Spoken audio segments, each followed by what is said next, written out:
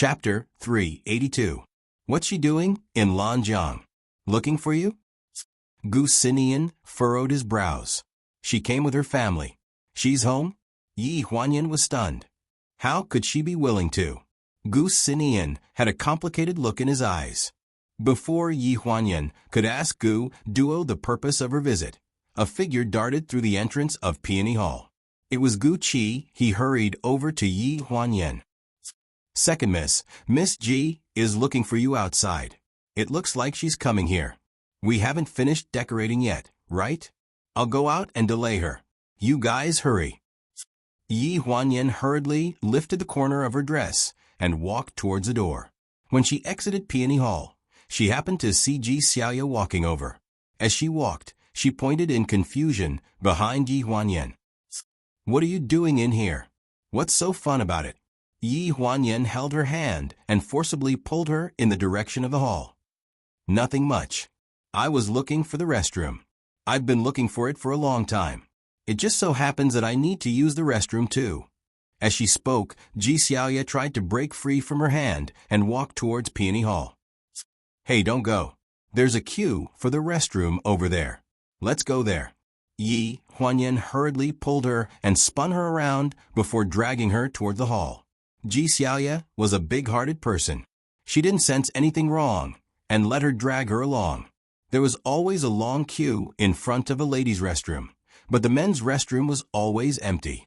It seemed to be an iron law that couldn't be broken, even at such a grand anniversary celebration. After sending Ji Xiaoya into the restroom, Yi Huanyan sat on the sofa near the restroom. On one hand, she was waiting for her to come out. On the other hand, she was waiting for Gu Qi to give her a signal so that she could prepare to lead Ji Xiaoya out. The banquet had started a long time ago. When Ling Han walked in front of her with a glass of champagne, she was eating a small piece of cake with her head lowered. She had been busy with her makeup and hair since noon, so she didn't have time to eat. So now that she finally had time to eat something, she cherished it very much. She thought that Ling Han, as the CEO of Pleasure, would be so busy that his feet wouldn't touch the ground. But when she saw his relaxed expression, Yi Huanyan couldn't help but look surprised. You're waiting for someone? Ling Han asked. I'm not waiting for you. After Yi Huanyan said this, she felt like she had exposed herself. She clearly wasn't waiting for him. There was a ladies' restroom nearby, so she didn't need to explain to know that he was waiting for his female companion. With this explanation, she felt like she was making things worse. Thus, her expression immediately changed. She turned her head unnaturally and avoided his gaze. Ling Han didn't seem to notice. He sat down on the sofa next to her. His long legs were squeezed between the coffee table and the sofa, and he looked like he had nowhere to sit. He didn't say anything, but Yi Huanyan couldn't sit still. She asked hesitantly, Pleasure is celebrating its anniversary. As the CEO, don't you need to entertain the guests? Ling Han raised his head and looked at her. There are plenty of people in the company to entertain the guests. Besides, these people aren't just here for Pleasure's anniversary celebration. The business cocktail party is just a large-scale corporate networking event held for seemingly legitimate reasons. Of course, the organizer had to get to know all the guests and wasn't in such a hurry to interact with them. For example, Ling Han. The phone flashed with a signal that it was ready. Yi Huanyan glanced at it and put the phone back into her handbag. Is Gu Xinian ready? Ling Han glanced at her hand from the corner of his eye. His expression was indifferent. Yi Huanyan was stunned for a moment, but she wasn't very surprised. They were borrowing the venue of the hotel where he was holding the anniversary celebration. Gu Xinian naturally had to inform him beforehand. There was quite a commotion in the Peony Hall, so it was normal for a meticulous person like him to know what was going on inside. Yes. She nodded and zipped up her handbag as if nothing had happened. I think I should go. You're not waiting for Chief Editor G? Ling Han's tone today was formal and distant. He didn't deliberately test her feelings, which made her feel at a loss. Sit for a while. It just so happens that I have something to apologize to you about. Yi Huanyan was slightly stunned. What? Previously, I mistook you for my wife. It was my mistake. I'm sorry. Yi Huanyan's eyes revealed a somewhat stunned expression. She looked into Ling Han's eyes, trying to figure out something from them. Was he retreating in order to advance? But he really did look apologetic and magnanimous. When he looked at her, he looked a little annoyed, but his expression and actions were very natural. But I think that since President Gu is running the company so well, you shouldn't mind too much. Another day, I'll treat President Gu to a meal alone as an apology for what happened before. What do you think? Yi Huanyan resentfully raised her wine glass and reluctantly clinked it with his. After taking a sip, she hesitantly asked, I'm very curious. I wonder, why did President Ling suddenly change your mind? It's not really sudden. It's just that she's back. Who's back? Yi Huanyan deliberately put on a nonchalant expression. My wife. What? Yi Huanyan's face paled. At that moment, she thought that she had heard wrongly. Until Ling Han slowly stood up and looked in the direction of the first floor. She followed his gaze and suddenly saw a familiar figure. Wearing a pink dress and holding a champagne glass, the corners of her eyes and the tips of her eyebrows were smiling. But if one looked closely, there was always a hint of gloominess in this smile. The noble temperament that she had cultivated since young made her look natural and unrestrained. If it wasn't Gu Duo, who else could it be? You're saying that she is your wife. Although I'm not sure it should be her. So I apologize for what happened before. President Gu, I hope that we can still meet and get along as normal as before. Yi Huanyan was so angry that she was trembling. Are you crazy? How could she be your wife? With that said, she lifted her dress and walked in the direction of the stairs, leaving Ling Han behind. From the moment Gu Sinian said that Gu Duo had appeared in Lanjiang City, Yi Huanyan had a faint feeling of uneasiness. That feeling of uneasiness was released the moment she saw Gu Duo. In the past, Gu Duo was 70% similar to Yi Huanyan because of her different style of dressing and makeup. But now, the light makeup on her face and the style of her shoulder-length hair was 90% similar to Yi Huanyan. When she saw Yi Huanyan, she could still raise her glass to her as if nothing had happened. She smiled sweetly and said, Long time no see, my older sister. Yi Huanyan glanced at her in annoyance and directly pulled her into an empty private room. After shaking off her hand, she said coldly, Don't try to get close to me. I have something to ask you. Gu Duo lowered her head and looked at her nails, looking indifferent. If it's about your ex-husband, I don't think there's anything to talk about. Chapter 383. Yi Huanyan's face turned green as she said rudely, Firstly, he is not my ex-husband. We are not divorced yet. Secondly, why did you use my identity to get close to him? You'd better tell me the truth. Otherwise, I have ways to make sure you won't be able to stay in Lan River for another day. Her domineering aura made Gu Duo's face turn pale, but she quickly calmed down.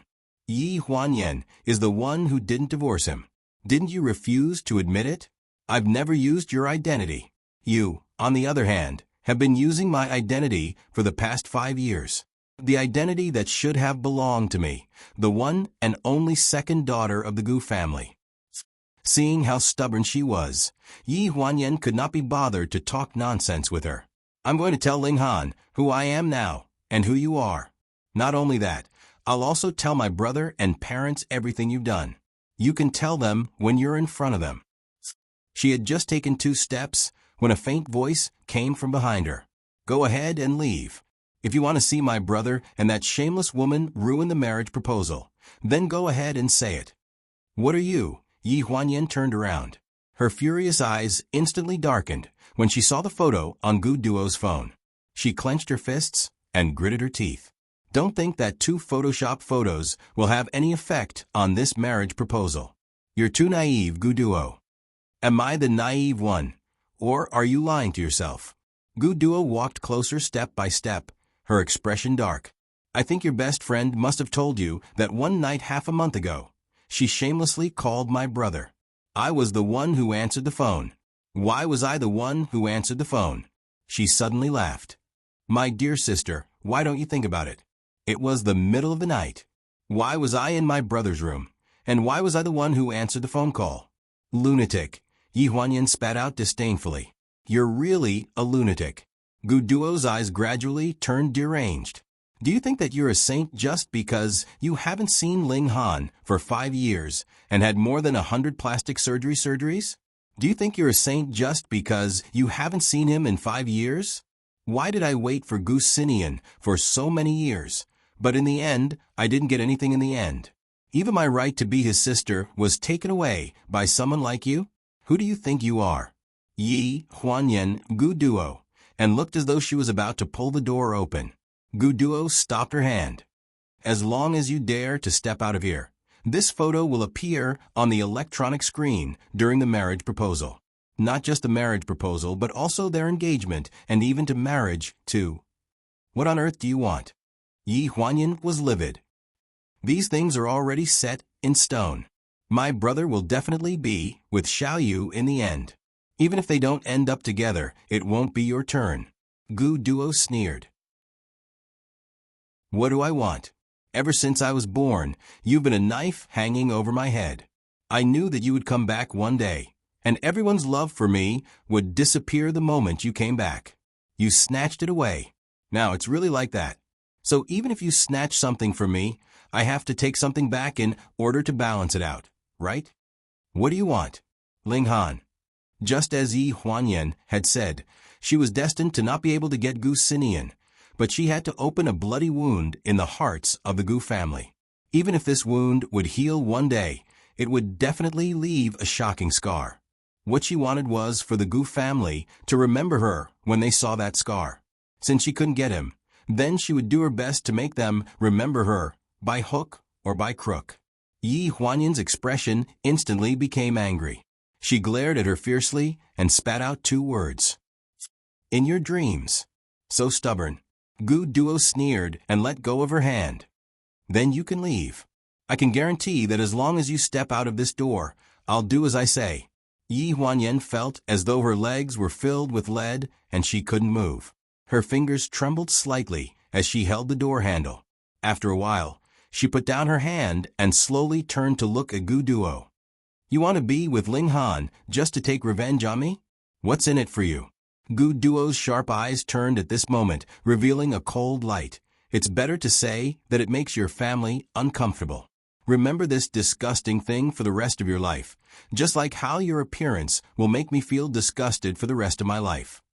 What makes you so sure that Ling Han will believe that you're me? I don't intend to let him believe that I'm you. But between you and me, if you don't take the initiative to confess your identity, who do you think is more like the woman who originally deserved to die? Ridiculous. Yi Huanyan couldn't laugh out loud. After a while, she found her voice. It was very difficult. At this moment, she regretted not telling Ling Han her identity earlier, so she had no choice but to be threatened by Gu Duo. Gu Sinian had done a lot for her, and so had Xiao Yu. She couldn't let these people down. Okay, I promise you. But I want to know, what do you have on my brother that made him obey your orders all these years?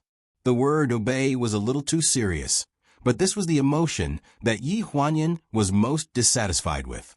Her brother, whom she respected very much, even if he gave in to anyone a little bit, this made her feel dissatisfied. Let alone a woman like Gu Duo. Gu Duo sneered, and her eyes were very complicated.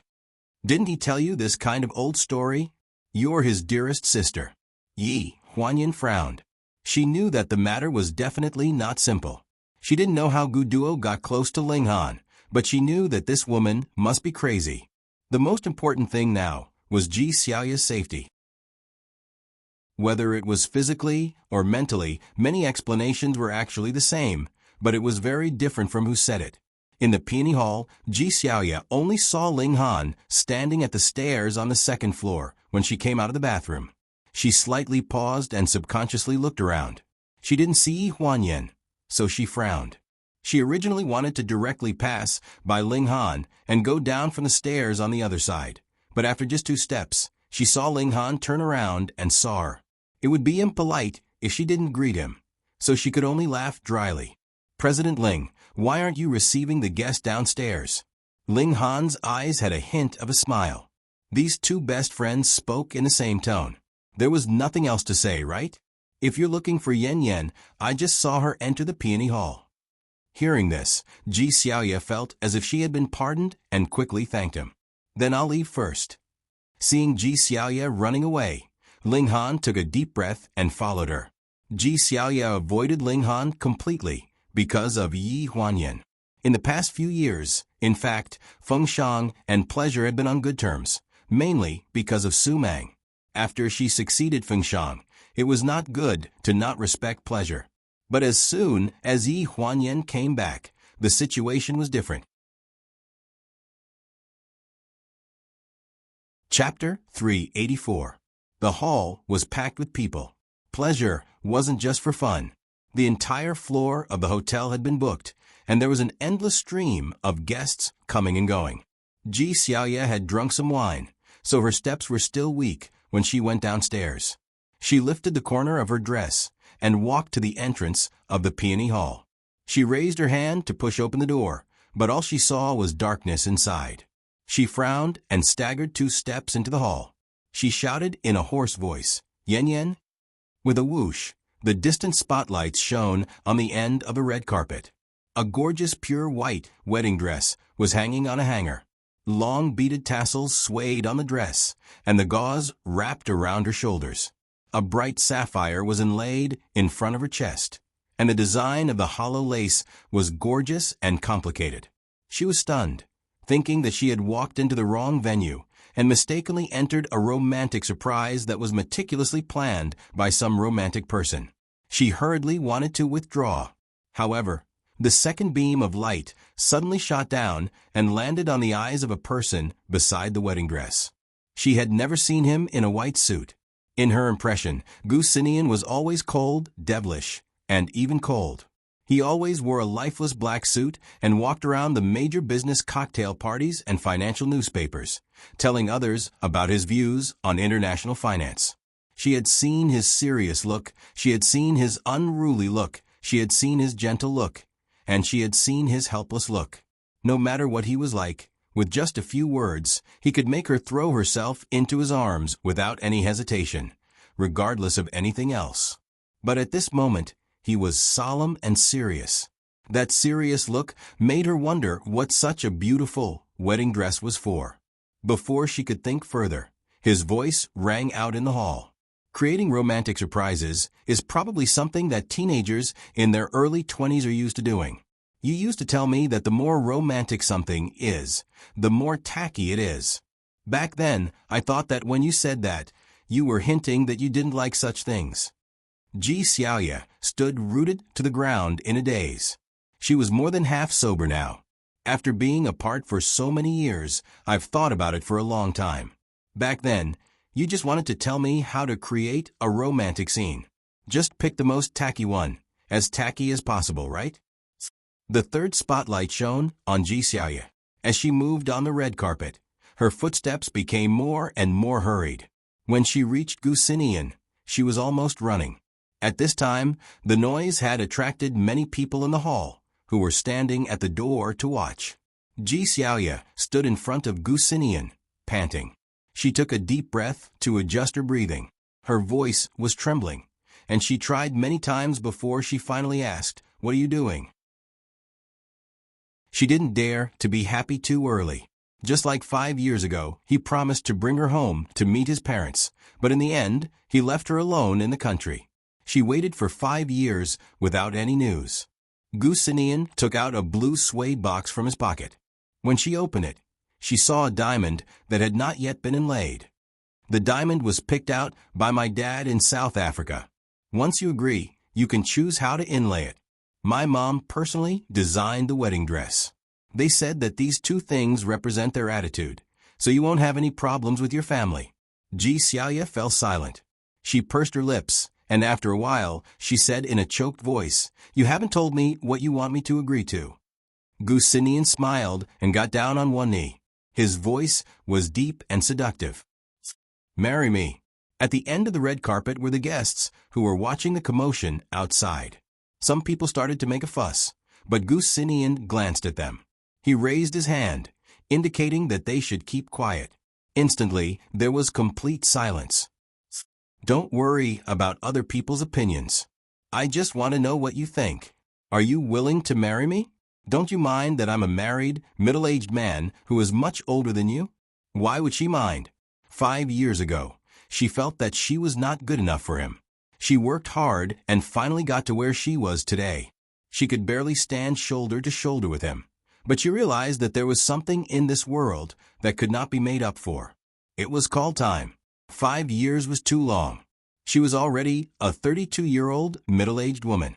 Although she took good care of herself, after removing her makeup, it was obvious that she had been through the vicissitudes of life. Young girls in their teens and 20s were growing like bamboo shoots after the rain. With Gu Xinyan's qualifications, he could totally choose from them. 5 years later, when they met again, perhaps it was to relive the old dream, or perhaps it was to draw a perfect ending to the old dream, or perhaps it was not a perfect ending. When she accepted the fact that Gu Xinyan was back, she had already thought it through clearly. Even if there was no result, she had accepted her fate. She just had to seize every moment. But now, this ending seemed to have become a joke. The next sentence was, "Are you willing to marry me?" The pen to continue the future fell into her hands. I'm willing. The 3 beams of light merged into one, illuminating the perfect couple and the set of beautiful wedding photos on the stage. Outside the door, there was a wave of applause that rose and fell one after another. The lights in the entire venue were brightly lit. At this moment, Ji Xiaoya saw how gorgeous the entire venue was. Pink, blue, and white balloons were all over the venue. The place she had just walked was a red carpet covered with petals. The long table covered with a white tablecloth was filled with all kinds of Western snacks. The decoration, like a wedding hall, made her reveal a stunned expression. She had not noticed at all when she had just run over, and there was an intimate photo of the 2 of them on the big screen. It was framed in pink and surrounded by tricolor balloons to form a heart shape. It was so vulgar, but it was romantic to her heart. And Gu Xinyan's next sentence made her even more shocked. Since you've agreed, today will be our engagement party. What do you think? Ji Xiaoya pursed her lips. Her face was flushed red, and she was about to cry. You've already arranged it. Can I say no? When Yi Huanyan arrived, she only saw Ji Xiaoya with tears in her eyes. She was holding the suede box with the naked diamonds in her hand and crying nonstop. She subconsciously turned around to look at Gu Duo. Gu Duo was standing behind the crowd with a sullen face. After noticing Yi Huanyan looking at her, she quickly averted her gaze and finally landed on Yi Huanyan's face. In the air, their eyes met. There was a warning and a threat. Ling Han was also standing in the crowd and seemed to be deliberately walking towards her. Yi Huanyan hesitated for a few seconds.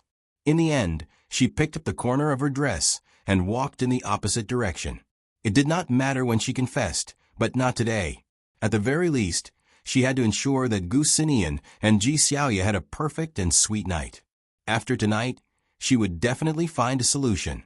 After sending a text message to Gu Xinyan, Yi Huanyan hurriedly left the venue. She picked up the corner of her dress and got into Gu Qi's car outside the hotel. She simply said, "Let's go back to the company." Chapter 385. Ling Han chased her to the entrance of the hotel, only to see Yi Huanyan's car drive away. He frowned and took out his phone, but a faint voice came from behind him. "If you can't hold it in, I'm afraid you won't be able to get her back." "Why did she leave? What did you say to her?" "I told her that you are with me now." Ling Han's face darkened. "You just promised to do me a favor to dispel her doubts. Who gave you the right to do that?" He thought that there were enough misunderstandings between him and Yi Huanyan, and he didn't need any outsiders to add fuel to the fire. Gu Duo came to him herself, saying that she could help him. Maybe she didn't know, but at the birthday party in Florida, he had seen clearly that this woman was a person who was used to making trouble behind people's backs. She was not a good person. The so-called sisterly love was probably something that she had fabricated herself. He didn't care about Gu Duo's purpose of approaching him, But he didn't feel at ease leaving such a person by Yi Huanyan's side. So he played along and comforted Yi Huanyan, who was scared by him last time. This was his purpose tonight. He acted naturally in this play, pointing at Gu Duo and saying that she was his wife, just to see Yi Huanyan's reaction. If she really cared about him, she was bound to confront Gu Duo and ask her why she approached him. He did see her go aggressively, but what happened next was different from what he expected. She didn't come to explain anything to him, and she didn't even make any excuses when she left. Was there a misunderstanding again? It was such a clumsy play, and no one knew Gu Duo's identity better than he did. Could it be misunderstood? He repeatedly dialed Yi Huanyan's cell phone number. She won't answer, Gu Duo reminded him. Sure enough, it was hung up after a few seconds. He called again, but the call was busy. Obviously, he was blacklisted. Mr. Ling, I think you should sit down and have a good talk with me. Ling Han's eyes were like torches as he said coldly, before this, if she misunderstands us, I think you won't mind coming with me to explain. It's my pleasure. Gu Duo shrugged, looking indifferent. After getting in the car, Gu Duo looked at Ling Han, who was sitting in the passenger seat, with a meaningful smile in her eyes. My sister doesn't listen to reason or force. I advise you not to explain it to her in a hurry. In fact, it's good to let her misunderstand. After she calms down, maybe she will come to you and confess. I don't want to have any misunderstandings with her. Do you dare to say that this misunderstanding was not caused by your acquiescence?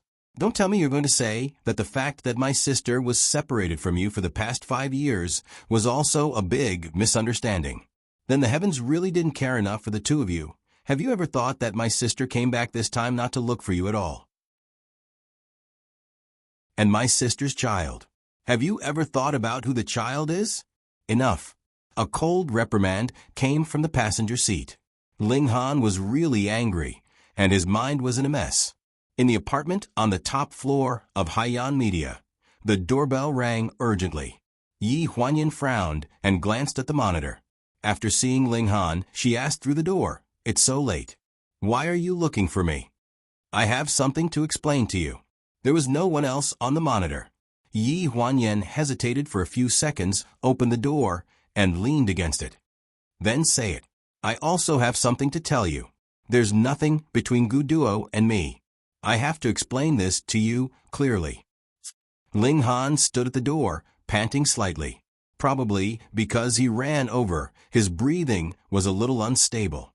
Seeing him so anxious, Yi Huanyan's heart softened. She wanted to tell him everything. However, she saw a figure walking faintly from the end of the corridor.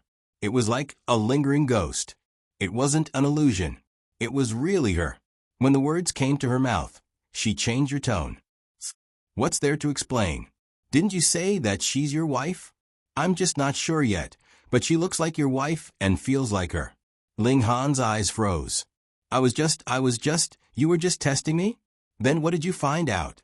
"You found out that I'm Yi Huanyan?" Her face was livid. She kept looking at the figure at the end of the corridor from the corner of her eyes. She gritted her teeth and said, "That's right. As you wish, I'm Yi Huanyan. But so what?" Ling Han's eyes lit up. He immediately grabbed her hand. "Yan Yan, you admit it. You're willing to admit it. So what if I admit it? So what if I don't admit it?" Yi Huanyan's face was cold. "I'll go back to America after this film. It has nothing to do with you. You didn't come back to look for me." "What a joke." She looked indifferent. "Why would I come back to look for you? Who do you think you are?" Ling Han's face was pale. He seemed to be grasping at his last life-saving straw. Nanneo's birthday. According to the date of birth, she clearly conceived the child when she was with me. How do you explain that?" Yi Huanyan pinched her palm. Her voice turned cold.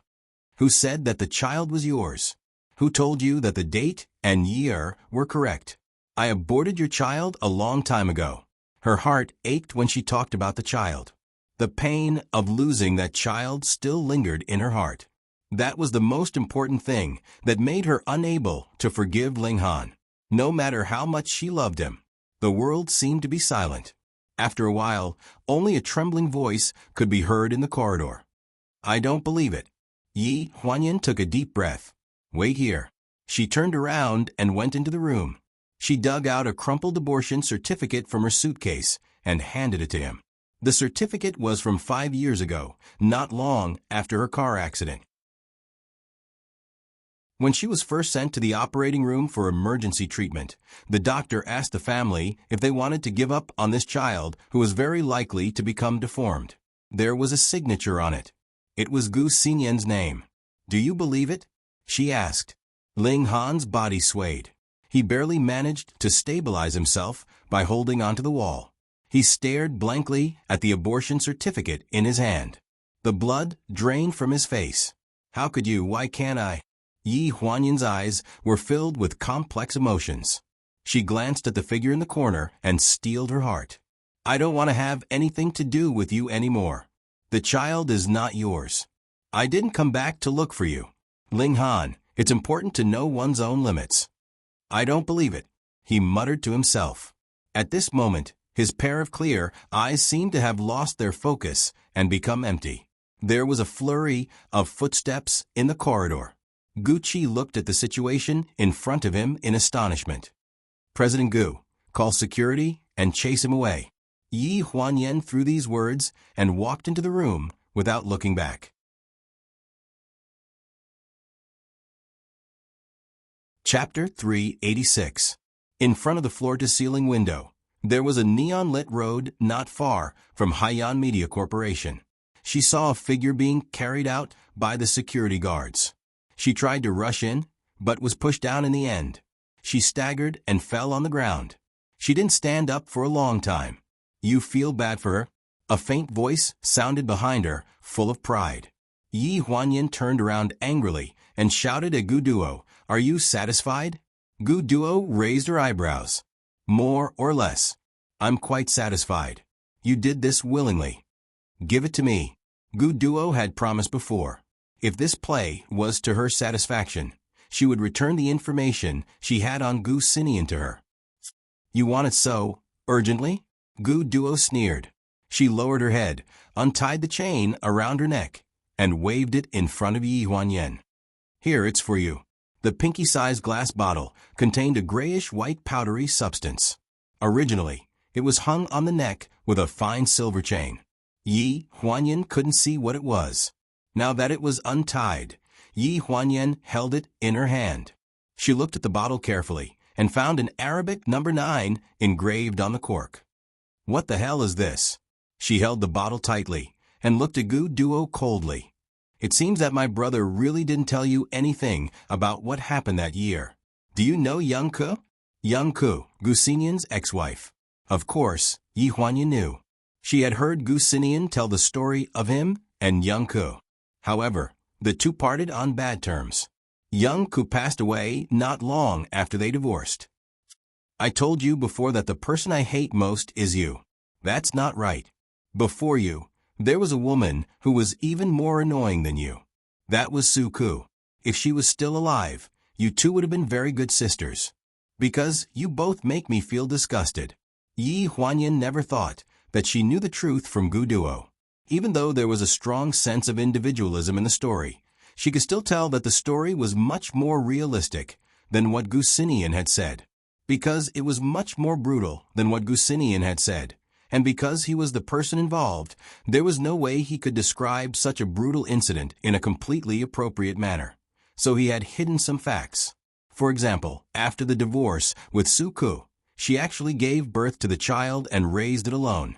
Another example was that the child died not long after being born because of congenital defects. The truth came out one by one from Gu Duo's mouth.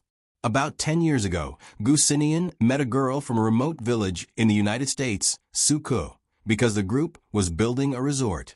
Not long after they met, he brought her home to meet his parents and relatives and said that he wanted to marry her.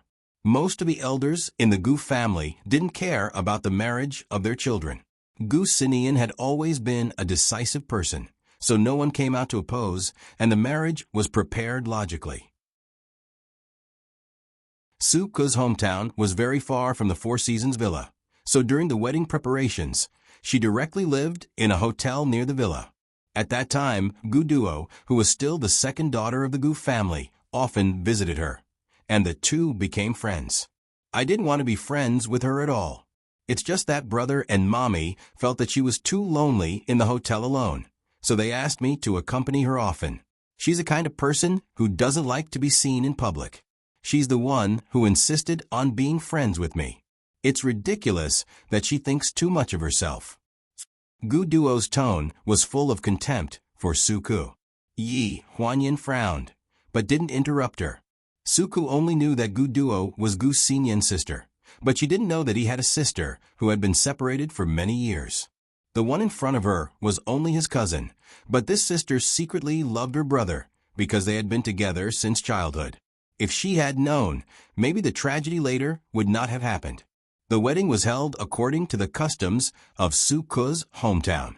The bride's face was covered with a layer of gauze, and the face of the bride couldn't be seen clearly. Gu Xinian drank wine, sneaked into the wedding room, and kissed all the way through the gauze. The moment he removed the gauze, he was very sober. Do you know? At that time, I said that Suku didn't want to marry him and ran away. I sat in the room because I was afraid that the wedding guests would come and make the Gu family lose face when they saw that there was no one in the room. He really didn't chase after me and sat by the bed for the whole night. When speaking of this, Gu Duo showed an extremely sarcastic smile, and her voice suddenly deepened a few degrees, sounding very gloomy, do you know? In fact, Suku was in the next room, but no one knew. This was a bet between me and Suku. Yi Huanyan's heart clenched. Even though these were all things that had already happened, even though this was just Gu Duo's statement of the past with a gloomy individualism, she still couldn't help but feel sad for this unfortunate couple from 10 years ago. Before he proposed to marry Suku, Gu Xinian didn't reveal too much of his feelings to Suku. They got married because of a strange combination of circumstances, and he might have thought that there would be plenty of time to reveal his feelings after marriage. At that time, he wasn't sure whether Suku was interested in him, but Suku didn't refuse to marry him. Suku seemed to be a resigned person on the surface, but there was some inferiority and cowardice in her bones. However, the knot in such a person's heart was more difficult to untie. After knowing Suku for a long time, Gu Duo knew that there was a misunderstanding between her and Gu Xinian. Suku always thought that Gu Xinian married her only because of his responsibility, so she was very nervous before the wedding preparations. Before the wedding, Gu Xinian didn't go to see her again, which gave Gu Duo an opportunity to take advantage of. I told her frankly that I liked my brother. I told her that my brother married her only because of his responsibility, and also because it was a cover. My brother would still be with me in the future, and she was just a useless person raised by our Gu family. That's why there was a bet on the wedding. Yi Huanyan couldn't believe that such vicious words would be said by Gu Duo, who was only 22 years old 10 years ago. But at this moment, she looked crazy. Recalling her evil deeds, she seemed to be free and without any fear. Aren't you afraid that I'll tell my brother all this? Yi Huanyan's face turned cold. Of course you can tell him, as long as you want your best friend to be completely finished with him. Gu Duo snorted coldly. You know what? Suku asked for a divorce the day after she married my brother. This woman doesn't love my brother at all. Yi Huanyan had never seen Suku, but she heard from Gu Xinian that Suku was a woman who looked very gentle but was very stubborn. After she firmly believed that Gu Xinian didn't love her, but had someone else in his heart, she resolutely chose to leave. This was her freedom and also her help to Gu Xinian. If Gu Xinian had let her go at that time, it might have been a blessing. But even if he was willing, the Gu family wouldn't be willing. The Gu family wanted to save face. In the end, Wan Yi came forward and talked to Suku. For the sake of Gu Xinian's face, she could live in the Gu family for a year and then quietly divorce. At that time, she could go wherever she wanted to.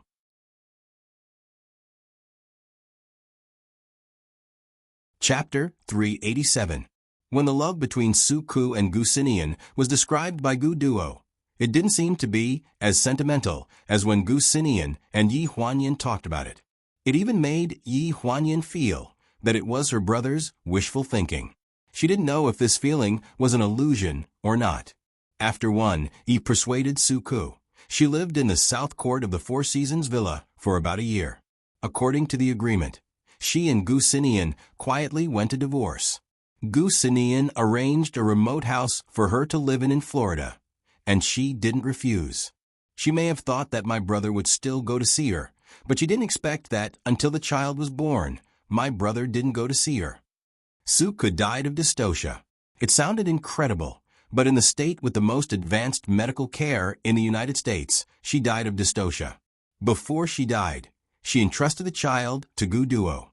That was why Gu Duo broke the engagement that year. She took care of the child in Florida and hid it from the two elders of the Gu family. Later, Gu Sinian found out about it and brought the child back to the Four Seasons Villa regardless of anything. However, the child died the night after he brought it back. You see, how much does Su Ku hate my brother? How much does she hate the Four Seasons Villa? After she died, she didn't even let go of her own child. Yi Huanyan frowned and stared at the woman in front of her, who was almost crazy. When she mentioned Su Ku, she couldn't control her emotions. When she mentioned Gu Sinian, she was full of tenderness. Her whole person seemed to be distorted as she immersed herself in her performance. She felt that part of Gu Duo's words was credible, but the other part was not. Su Ku would never entrust her with anything that was not trustworthy, such as that child. As if seeing the doubt in Yi Huanyan's eyes, Gu Duo's eyes turned and returned to normal. She said slowly, "I've told you everything you want to know. Now let's talk about the child." Su Ku grew up in an autonomous prefecture in a remote area in the south. Like her parents, she was a national minority and believed that people should be buried in peace after death. Only when their ashes were collected could they be reincarnated. Gu Duo grasped this point. She secretly hid the child's ashes and divided them into 10 parts, threatening Gu Sinian to agree to what she did. Gu Sinian felt guilty toward Su Ku. He was a cold person, but he did many things against his will for the child he had only seen a few times. Gu Duo looked at the glass bottle in Yi Huanyan's hand, and her eyes became gloomier. "So the thing in your hand is the child's ashes, number 9. Yi Huanyan's face turned pale, and her fingers trembled. She suddenly felt that her palm was very hot. If it weren't for her reason telling her that this thing was important to Gu Sinian, she really couldn't hold it. No wonder she heard her mother talk about Gu Sinian's strange behavior for many years. Perhaps those strange behaviors were because of this thing. Number 9. And the other one? Yi Huanyan calmed down and looked at Gu Duo coldly. Gu Duo sneered. "You are quite calm." When that woman knew about this, she was so scared that she ran away from the Four Seasons Villa. That woman? That woman was my brother's original fiancée. They broke off the engagement 10 years ago. But 8 years ago, after Su Ku died, she still had the cheek to visit our house. She may have thought that she could occupy a place in the villa after Su Ku left. What a wishful thinking. I don't want to know about this. Where is the other one? You promised me that as long as I did what you said, you would give it to me. Yi Huanyan looked at Gu Duo with a frown and was a little impatient. In the middle of the night, she was full of anger and had to listen to a hateful woman talk so much in her house. It was really a headache. For the sake of the relationship between Gu Sinian and Ji Xiaoya, she was worried and sacrificed a lot.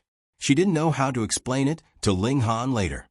I said that I would give it to you, but I didn't say that I would give it all to you. What if you go back on your word and go to Ling Han to explain it?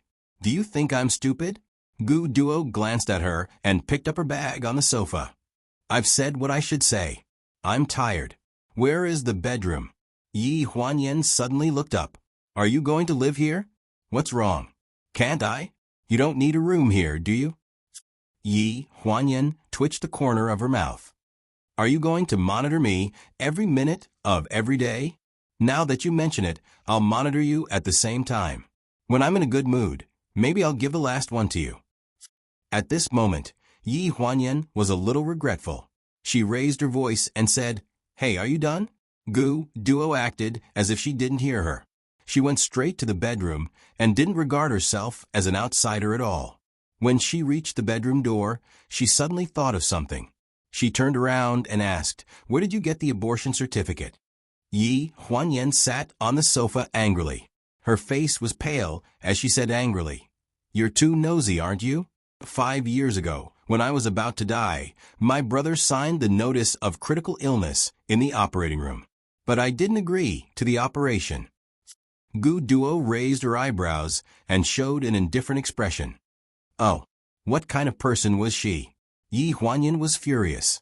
The next day, Yi Huanyan packed up and prepared to fly to Paris with the crew. Gu Duo came out of the bedroom dressed neatly. She was wearing Yi Huanyan's clothes. She didn't stand on ceremony. "I heard that you're going to Paris." She leaned against the sofa with her arms crossed. Yi Huanyan nodded angrily. "Are you going with me?" "That's not necessary." "How long will you be gone for?" "At least a month." It would take at least a month to finish the rest of the scenes. "Oh, then you can go." Gu Duo glanced at her and said in a meaningful tone, "I asked Mr. Ling out for dinner today. You hurt him badly yesterday. I'll drink with him to relieve his boredom." Yi Huanyan's face turned pale.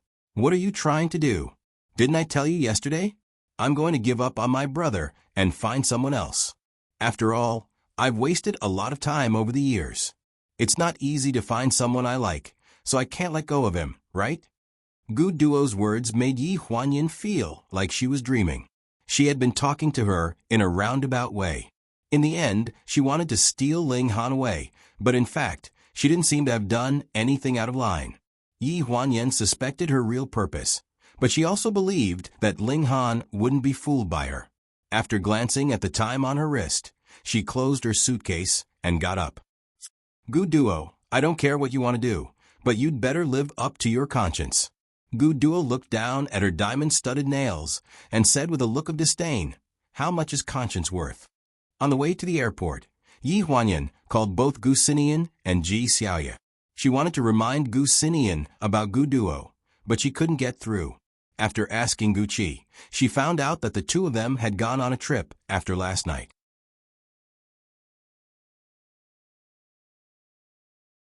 Chapter 388.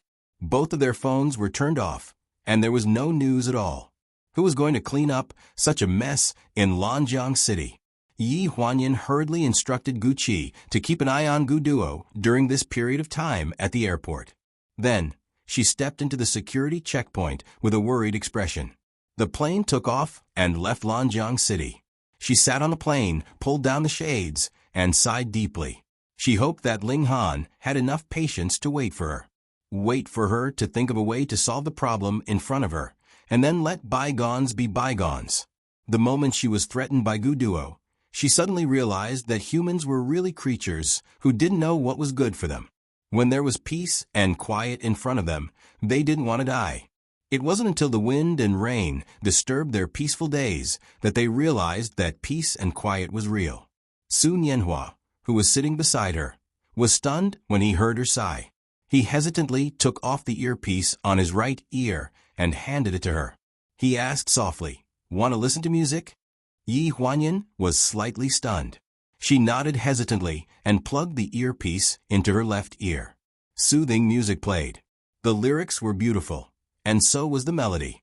Gradually, she felt sleepy and closed her eyes. Su Nianhua was originally focused on listening to the music. Suddenly, he felt a weight on his shoulder. He was stunned and his body stiffened for a few seconds. In the end, he carefully spread out the blanket and covered Yi Huanyan's body. Then he pulled down the blindfold and closed his eyes to rest, allowing Yi Huanyan to lean on his shoulder and sleep. Before he came, he sent Jingjing to Zheng Rou's side. He heard Zheng Rou say something about Gu Huanyan. Because he left in a hurry, he didn't hear her in detail. He only felt that it was inconceivable. He even thought that she was deliberately testing him to see if he still had any feelings for the past. He was really unhappy. After all, it was too much to use a person who had already passed away to joke or throw a tantrum. However, the faint fragrance of orchids wafted from his side, and he was still stunned. He needed a relatively quiet environment to think about what was going on. In the same cabin, diagonally across them, a man wearing a cap was fiddling with the camera in his hand. The moment Sun Yanhua put on the blindfold, he took a lot of photos of them. Just as he was feeling smug, a crisp voice suddenly sounded beside him. "What are you filming? Let me see." The man in the baseball cap felt guilty. He was stunned for a moment before realizing that the voice came from beside him. He glanced at the girl sitting beside him and said impatiently, "What does it have to do with you?" The little girl was wearing casual sportswear with a red soundproof earpiece hanging around her neck. She didn't show any displeasure when she heard what he said. She just moved her hand and grabbed the man's wrist. The man let out a muffled groan as she grabbed his neck.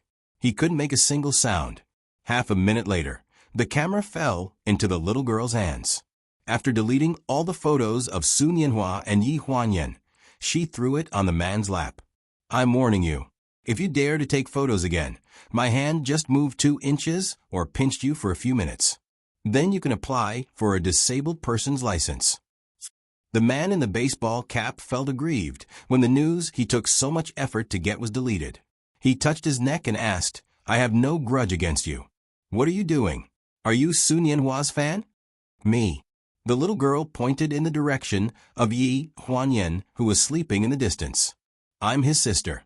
Sitting next to the man in the baseball cap was Chun-In. And sitting next to Chun-In, dozing off by the window, was Nano. Chun-In had been paying attention to the man in the baseball cap for a long time. The paparazzi were really willing to spend a lot of money to take photos. They followed him to Paris. Is your line of work very profitable? You followed him to Paris to take photos. Sun Yanhua is now popular again? Chun-In asked the reporter, very gossipy. The reporter was a little afraid of her and shook his head submissively. I didn't come to take photos of Sun Yanhua. I just saw him like this with another woman and wanted to take a photo. If he cheated, the news of cheating could sell a lot of money, but I really didn't come to take photos of him. Who is that? Chun-In looked around and her eyes fell behind Sun Yanhua. Sheng Anren? The reporter shook his head. Guan Nai. I heard that Guan Nai was going to Paris to shoot, so I came to follow the news of Guan Nai. Guan Nai. Chun-In shook her head. I heard that you reporters have to keep it a secret when you chase people. Isn't it not very good to tell me like this? It's okay. We'll take photos when we get to Paris. There's a fashion show in Paris.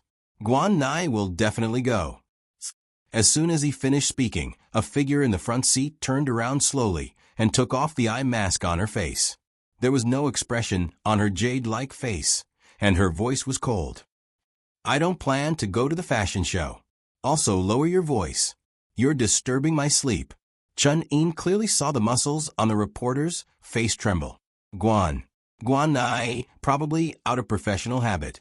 Guan Nai subconsciously picked up the camera. When she turned around, she glanced at Chun-In lightly and said lightly, I'm going to sleep. Chun-In looked like she had received the order and snatched the camera away. Brother, let me take care of the camera first, in case you can't help but take photos of everyone in the cabin. This cabin was practically booked by the cast of Remaining Life. With so many A-list and B-list celebrities gathered here, any photo or two would be big news. But there was a wolf in front and a tiger behind, so he couldn't take photos even if he wanted to. The reporter himself felt very sad. Halfway through the flight, Naneo woke up. After rubbing his eyes, he climbed over Chun-In and the sleepy reporter to Yi Huanyan's seat and stared blankly at Sun Yanhua. Sun Yanhua raised his hand and put his index finger to his lips to make a shushing gesture.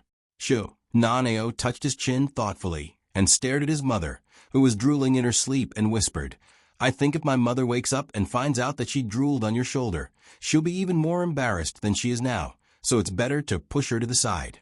Sun Yanhua couldn't help but smile and nod helplessly. He straightened her head and leaned her back against the seat, then pulled out 2 tissues to wipe the drool on his shoulder. Na-Neo didn't want to care about his mother, so he climbed onto the empty seat next to Sun Yanhua and asked in a low voice, "Do you like my mother? She's single now, so if I speak up for you, she'll more or less consider my opinion." Sun Yanhua was very familiar with Na-Neo, so he knew that this child's thoughts were different from other children's and couldn't be treated with common sense. So he smiled. "I'm married. Don't you know my wife? She's Jingjing's mother." Hearing this, Na-Neo shrugged. "What's the big deal? The divorce rate is so high now, and Jingjing told me 2 days ago that you and Auntie Xiaorou are getting a divorce." Sun Yanhua's expression changed. "Jingjing told you? Why does she think so?"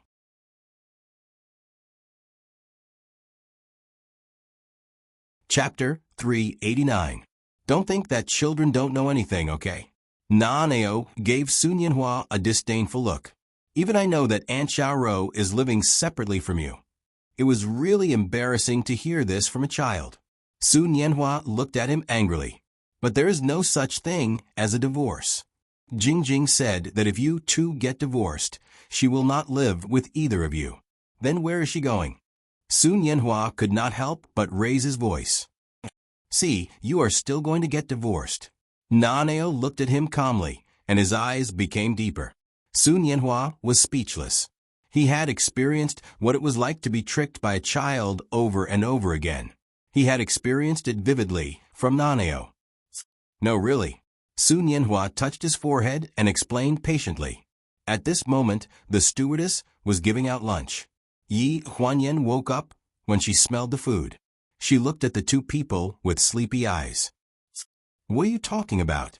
Why are you so excited?" Sun Yanhua spread his hands. "Your son insisted that I had divorced Xiaorou, and that we were discussing where Jingjing would go in the future." Hearing this, Yi Huanyan looked over Sun Yanhua's shoulder and looked at her son. "Na-Neo, if you want to play with Jingjing, why did you say yes when I asked you if you wanted to go to Paris with me?" "Because I feel that you are not very happy recently." Before Yi Huanyan could respond, Na-Neo glanced at the food in the stewardess's hand, jumped down from his seat, and ran towards Janine. He shouted as he ran, "Sister, I am eating here. Give me a steak." The annoying guy was gone, and the world was a lot quieter. Sun Yanhua was curious about the reason for Yi Huanyan's unhappiness. He could not help but ask, "Na-Neo said that you are not happy recently. What's wrong? Is there something on your mind?" Yi Huanyan drank the juice the stewardess poured for her and took a deep breath. "It's nothing. Just some trivial matters. I'll deal with them after the shooting. It won't take long." I used to think so too. A lot of things may not make a difference, but when things are piled up, when it is time to deal with them, I don't know where to start first.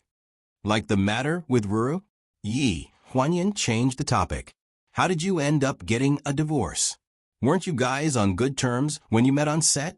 When she asked this question, Yi Huanyan forgot that Zheng Ro had not contacted her after that meeting. Sun Yanhua frowned. After that day, she went back to her parents' home. I sent Jingjing the day before yesterday, and she met with me to talk. There wasn't much time, and she said something that I thought was very strange. The plane suddenly shook, and the juice on the table shook. The sweet and gentle voice of the air stewardess came from the radio, interrupting Sun Yanhua. "Dear passengers, our plane has just encountered turbulence, and it is now stable again. Don't worry, we are deeply sorry for the inconvenience. Please continue with your meal. Enjoy your meal." Yi Huanyan was wiping the table with a tissue. She asked, "What did she say to you?"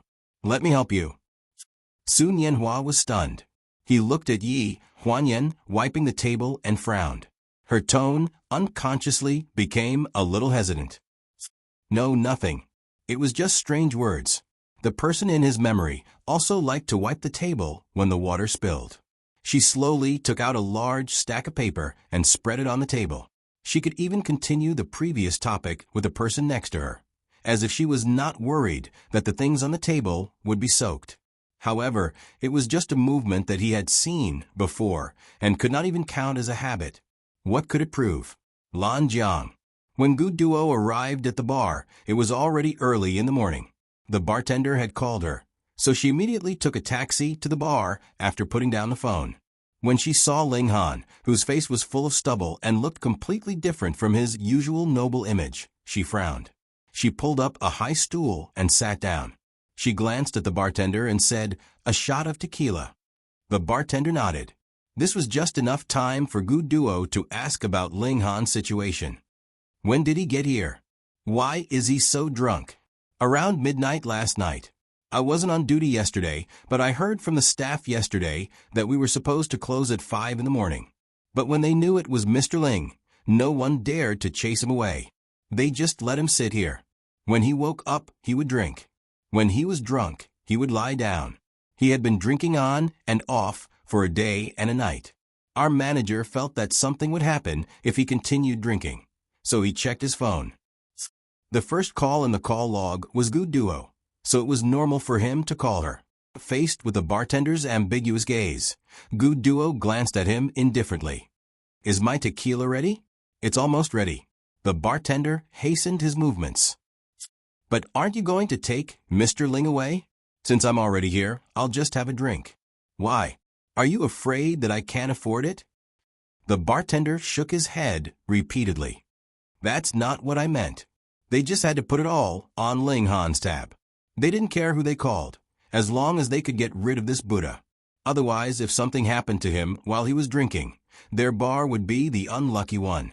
Gu Duo supported her chin with one hand and studied Ling Han's side profile, which was lying on the marble countertop. He was indeed quite good-looking. Even his drunken, unshaven, and sloppy appearance gave off a noble and decadent feeling. No wonder Yi Huanyan could not forget him after so many years. "Miss, your tequila." "Okay."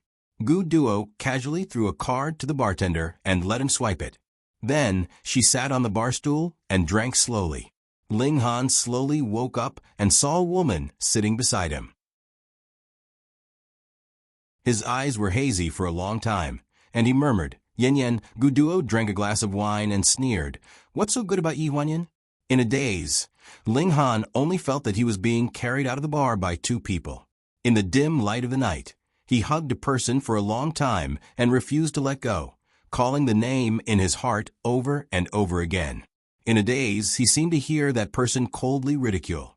Yi Huanyan is the same as Su Ku. There's something wrong with their brains.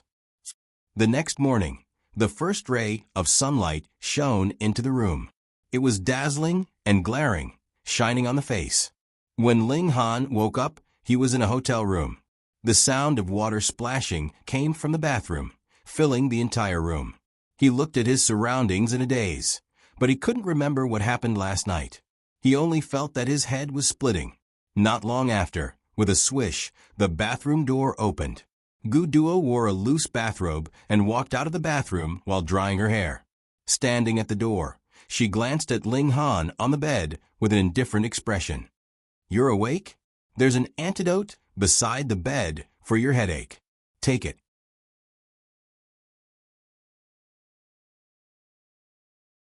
Chapter 390.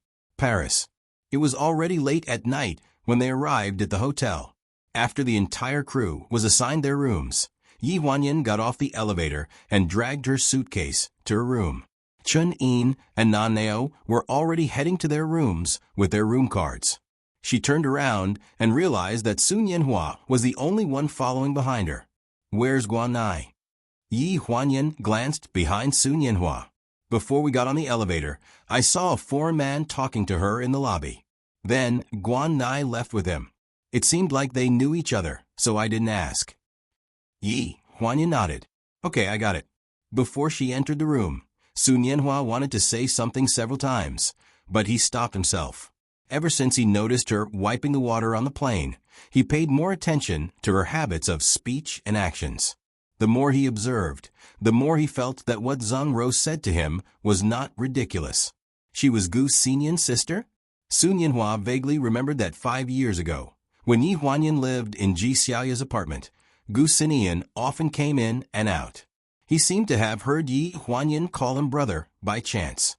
All these coincidences added together were too coincidental. And now that Zhang Rou said those words to him with such certainty, he couldn't help but suspect everything. Just as he was about to close the door, he saw the little radish Naneo standing next to his suitcase. The door opposite him was already closed. He didn't notice that he had come out or that he hadn't gone in at all. "Why are you here? I'll send you back to your room. I want to talk to you." Naneo stood up straight like a little adult. "If you still want to talk about Jingjing, then forget it. I'll talk to you in 20 years. I want to talk about my mommy. I don't plan to get a divorce. But isn't my mommy your first love?" Hearing this, Su Nianhua's face turned pale. "What did you say? It's been so long. Haven't you realized that my mommy is your first love? It seems like what my uncle said is true. Actually, you don't love my mommy that much. Men are really fickle creatures." "Wait." Su Nianhua stopped Naneo. "Come back and talk to me." Yi Huanyan took a shower and walked around the room, but didn't see Naneo. Only Chun-Yin was practicing on the yoga mat alone in the living room. "Where's Now?" she asked while drying her hair. "You must be playing a game. Didn't you enter the bedroom as soon as you came back?" Yi Huanyan pushed open the bedroom door next to her and looked around. "There's nothing, not here." Chun-Yin got up from the yoga mat. She was stunned for a moment, but then she smiled and said, "It's okay. He's in this room, in a corner." Just as they were talking, the doorbell rang. Both of them were stunned. Who could it be in the middle of the night? When they opened the door and saw Naneo, Yi Huanyan rolled her eyes at Chun-Yin. "Didn't you say that he was in the bedroom?" Su Nianhua patted Naneo's head and looked at Yi Huanyan with a complicated expression. "He played at my place for a while. I didn't want you to worry, so I sent him back." Hearing that, Yi Huanyan glanced at Chun-Yin again. Some people volunteered to be Naneo's nanny, but the reality is that he might be missing for a night without being noticed. Chun-Yin knew that she was in the wrong. She took Naneo from Su Nianhua's hand and said embarrassedly, "I'm taking Naneo to take a shower." Naneo is such a smart guy. How could he go missing? After the two troublemakers left, Yi Huanyan looked up at Su Nianhua seriously. "Thank you. It's okay. I just wanted to ask you something." "What is it?" Yi Huanyan opened the door. "Come in and sit." "It's okay. I just want to ask you a few questions." Before he could say anything, Yi Huanyan looked hesitantly in the direction of the bathroom. "Did Naneo say something to you?" "It's not just him. Xiaoro too." Yi Huanyan was stunned for a few seconds. Then she slowly raised the corner of her mouth and revealed a smile. "I didn't want to hide it from you. I just thought that it would be too troublesome to explain. You don't mind, right?" She admitted it calmly. Her attitude was the same in front of everyone who recognized her. Only Ling Han treated her differently. Su Nianhua's eyes were a little wet. He turned his head to hide his sadness. After a while, he suddenly pulled Yi Huanyan into his arms and hugged her tightly. "It's good that you're back." The sudden hug made Yi Huanyan's heart tighten. After a long time, she calmed down. She had no place to put her hands. She patted his back hesitantly and said softly, "So, explain it to Xiaoro clearly.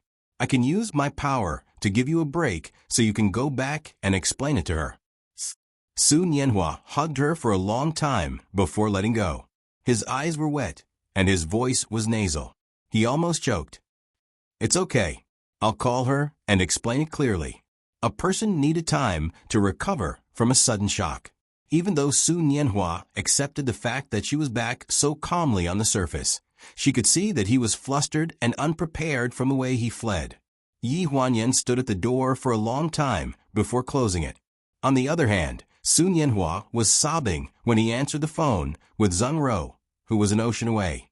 A week after the movie started shooting in Paris, Su Nianhua seemed to have adapted to Yi Huanyan's identity. He could also chat with Yi Huanyan on the avenue of the Champs-Élysées. They talked about the past calmly and freely. Su Nianhua seemed to have let go of a lot of things because of her return. He seemed to be much more radiant than when they had just met after returning to China. "Are you going to let go of the matter between you and Ling Han? I heard that he has been involved in scandals recently. Some media reporters even said that he is going to get married." What's the woman's background? Do you need me to help you investigate? The adopted daughter of the Gu family. Nominally, she is my sister. Yi Huanyan still had her hands behind her back, looking indifferent. Sun Yanhua's lips twitched. How can you be so calm? What can I do if I'm not calm? But do you really think that Ling Han will marry her? In the photos that were exposed in the newspaper, she looks very similar to you in the past. Could Ling Han have misunderstood? It's just that we look alike. Could it be that Ling Han wants to marry her just because she looks like me? Then why didn't he come to me directly? After calming down for a few days, Yi Huanyan contacted her mother once. She more or less understood and guessed why Gu Duo wanted to get close to Ling Han. You trust Ling Han so much? I trust him. Yi Huanyan stopped in her tracks. The maple leaf fell on her shoulder, making her look even more gentle. Sun Yanhua raised his hand and took the maple leaf from her shoulder. He smiled. I really hope that you can reconcile with each other after you come back this time. You may not know how crazy Ling Han was when you left. Tell me about it. I want to hear it. She put her hands behind her back again. They walked side by side under the setting sun.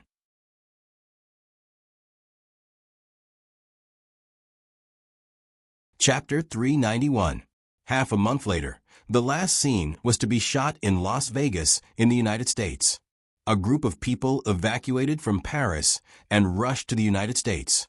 There is not much gossip about Ling Han in China. After all, he is just a businessman, not a star artist. However, the news of his marriage was published in the financial newspaper.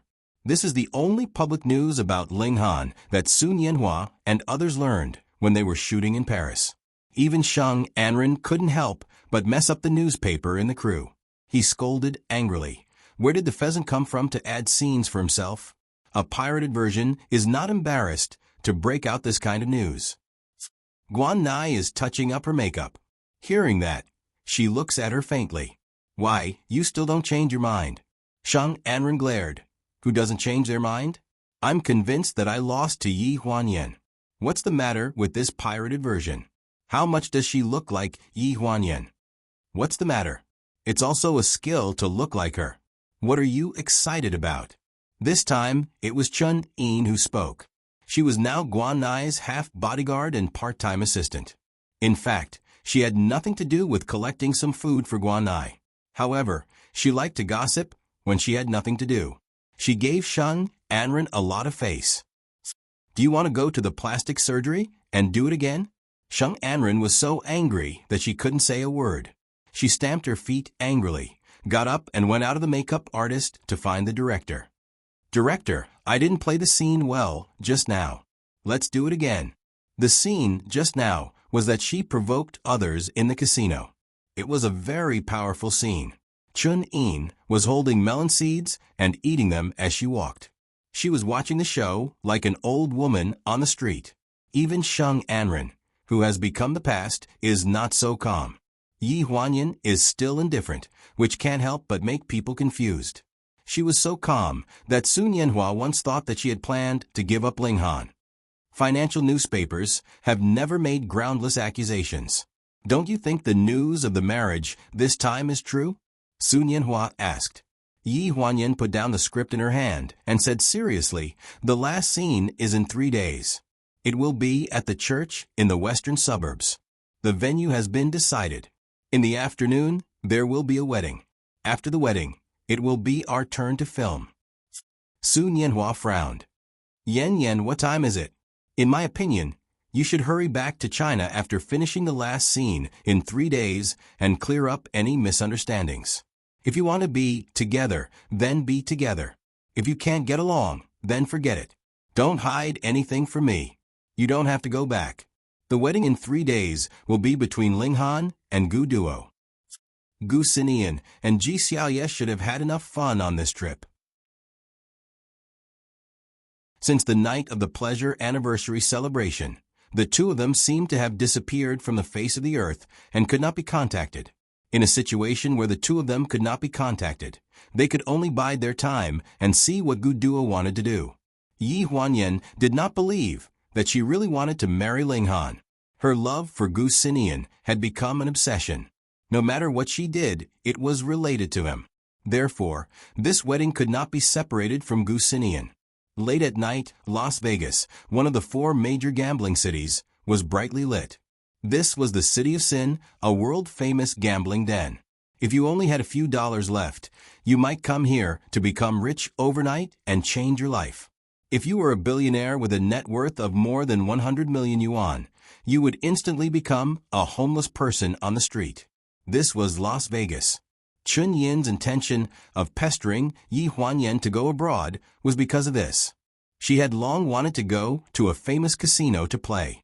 Even if she did not play big, just a little bit would be enough to experience a thrilling movie life.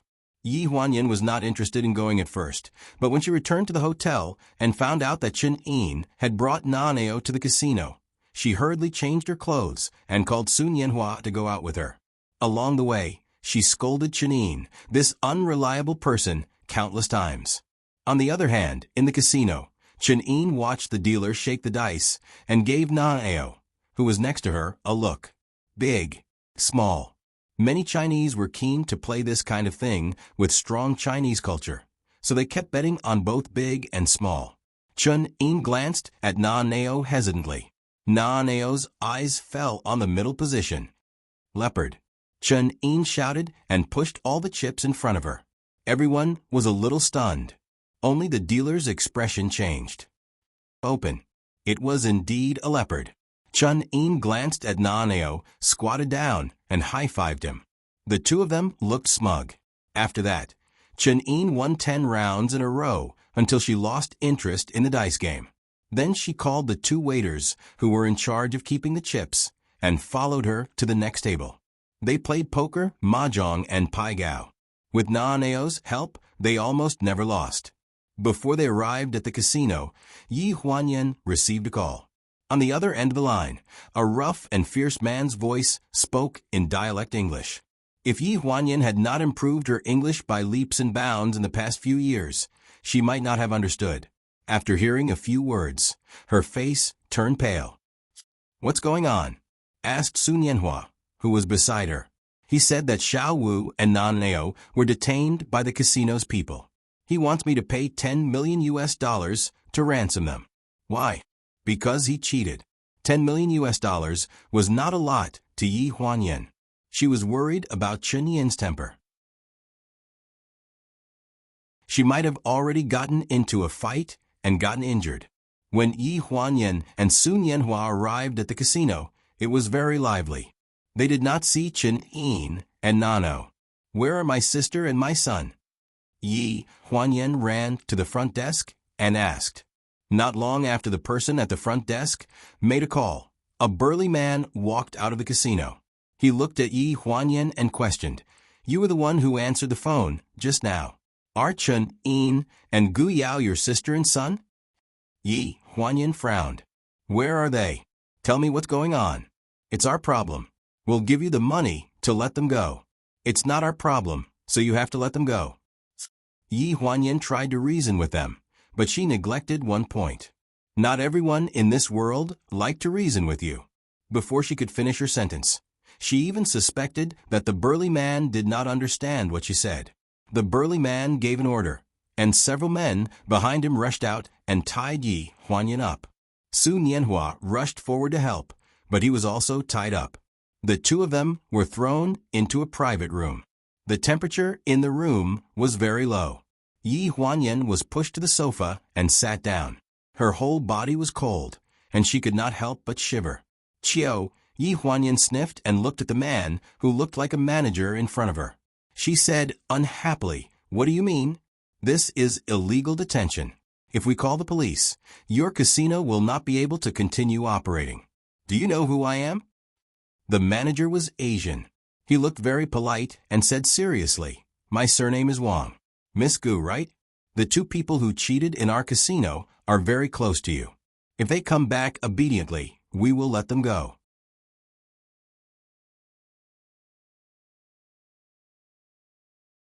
Chapter 392. Then let him go. Yi Huanyan frowned. He has nothing to do with this. Manager Wang glanced at Sun Yanhua and nodded. You look familiar. Are you a mainland singer? Let him go, so he can help you find her. It was the middle of the night, and Yi Huanyan was worried about Chun-In running around with Naneo and risking being chased by a large group of people. If anything happened, it would not be worth it. Manager Wang was silent for a few seconds, then nodded thoughtfully. He seemed to think that Yi Huanyan's words made sense, so he waved his hand and asked a burly man to untie Sun Yanhua. When Sun Yanhua left, Yi Huanyan lowered her voice and whispered in his ear, "Tell him to go back to the hotel and don't worry about me." Sun Yanhua turned to look at her in surprise, but under her warning gaze, he hurriedly lowered his head to hide his gaze. Not long after Sun Yanhua left, Yi Huanyan looked at Manager Wang slyly. "Do you know what I just said in his ear?" Manager Wang frowned. "What?" "I told him to leave and not come back." "Impossible. This is a gambling city. Do you want to die? Maybe you don't want to live anymore. Didn't you want to know who I am? My ID card is in my bag. Check it and see who I am. I can guarantee that once you're done checking, you'll release me and treat me well." The Gu family's businesses were all over the top 4 gambling cities in the world. Even though this place did not have the Gu family's logo, they were all in the same industry. In the entire industry, no one dared to disrespect the second daughter of the Gu family. Manager Wang saw that this woman in front of him was arrogant, so he did not dare to be negligent. He hurriedly asked his subordinates to check her ID card. After checking, he returned with a layer of cold sweat on his forehead. "Oh, it's the second daughter of the Gu family. Please forgive us." As he spoke, he personally untied the ropes on Yi Huanyan. Yi Huanyan brushed off the dust on her body and turned her wrist. "Then I'll be leaving. As for the $10 million you're talking about, I'll go home and ask my sister what's going on. If they really owe you money, I'll return it to you. I'll use the Gu family's reputation as a guarantee. Is that enough?" That's enough. Manager Wang nodded. Yi Huanyan snorted and turned to leave. She had only taken 2 steps when she was stopped by the dark-skinned man at the door. Manager Wang's trembling voice came from behind. Miss Gu, you can't leave." Hearing this, Yi Huanyan's expression changed. She turned around and said unhappily, "What's going on?" "What do you mean?" "We didn't mean to offend you." Manager Wang's forehead was dripping with sweat. His voice was trembling, as if he was the one trapped here. "It's just that our boss just said on the phone that please stay here for a while. As for the $10 million, we can forget about it." "Stay here for a while? What do you want?" Yi Huanyan's face darkened. Since she had already moved out of the Gu family's house, she had to act like a member of the Gu family. She could not bring shame to the Gu family. Manager Wang trembled in fear when she yelled at him. "Miss Gu, please don't be angry. Our boss Fu is friends with your brother. You can leave as soon as your brother arrives." "My brother?"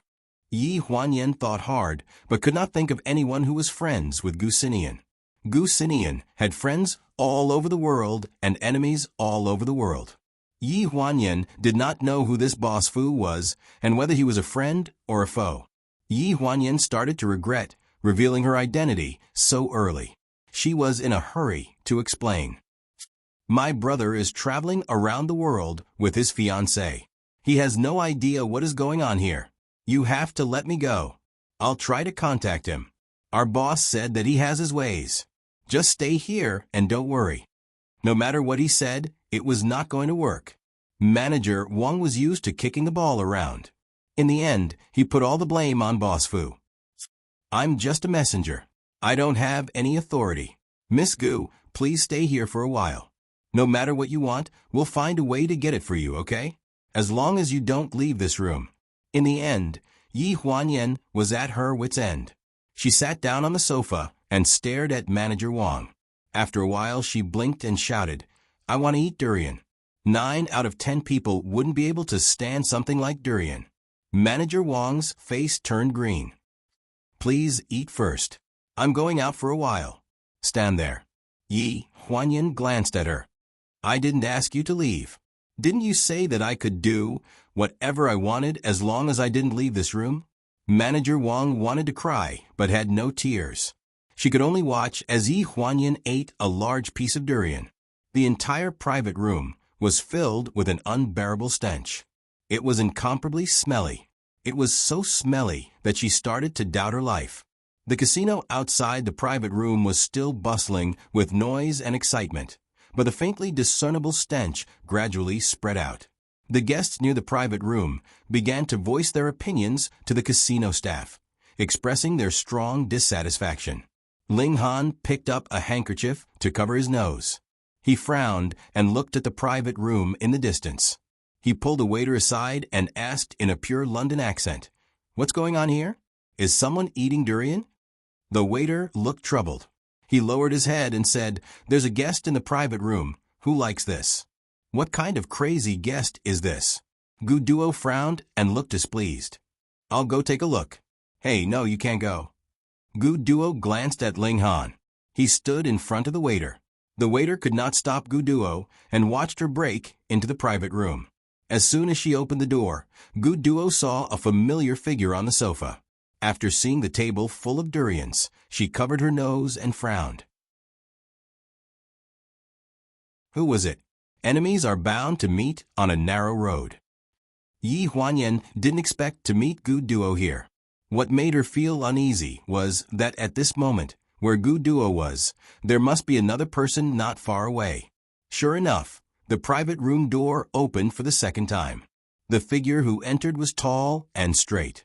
He was not inferior to the group of big, black men. Ling Han's expression changed when he saw Yi Huanyan. He opened his mouth but did not say anything. Manager Wang frowned. "Miss Gu, do you know these two people?" Thinking of Gu Duo's identity and her current situation, Yi Huanyan did not want to complicate things. She just looked at them indifferently. "I don't know them. Let them go." Ling Han's expression darkened when he heard the words, "I don't know them." According to Gu Duo's temper, she should have been more domineering. However, after she stared at the golden sun symbol on the sofa, her face suddenly turned pale and she blurted out, "I don't know them." Then, without waiting for Manager Wang to chase them away, she dragged Ling Han out of the private room. Seeing Gu Duo and Ling Han's intimate gestures, Yi Huanyan's eyebrows twitched and she felt pain in her eyes.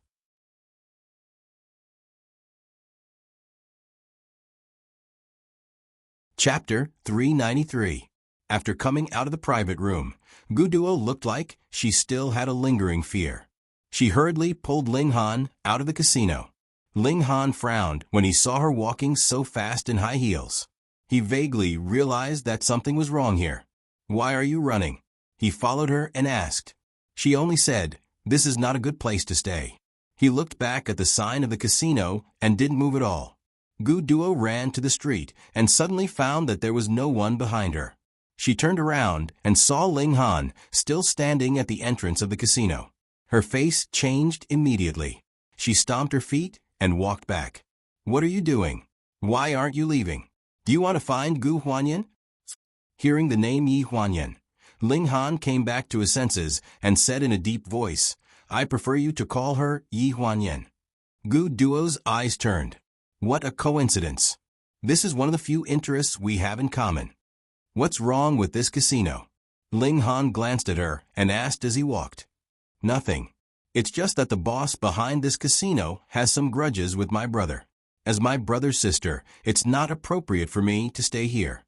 Hearing this, Ling Han's face changed. Hey, where are you going? As soon as she finished speaking, she turned around and saw Ling Han turn back. Gu Duo looked at Ling Han's back and frowned. She shouted at his back, "You have to come back to hold the wedding with me. I won't care if you are beaten to death." Ling Han acted as if he didn't hear the warning behind him.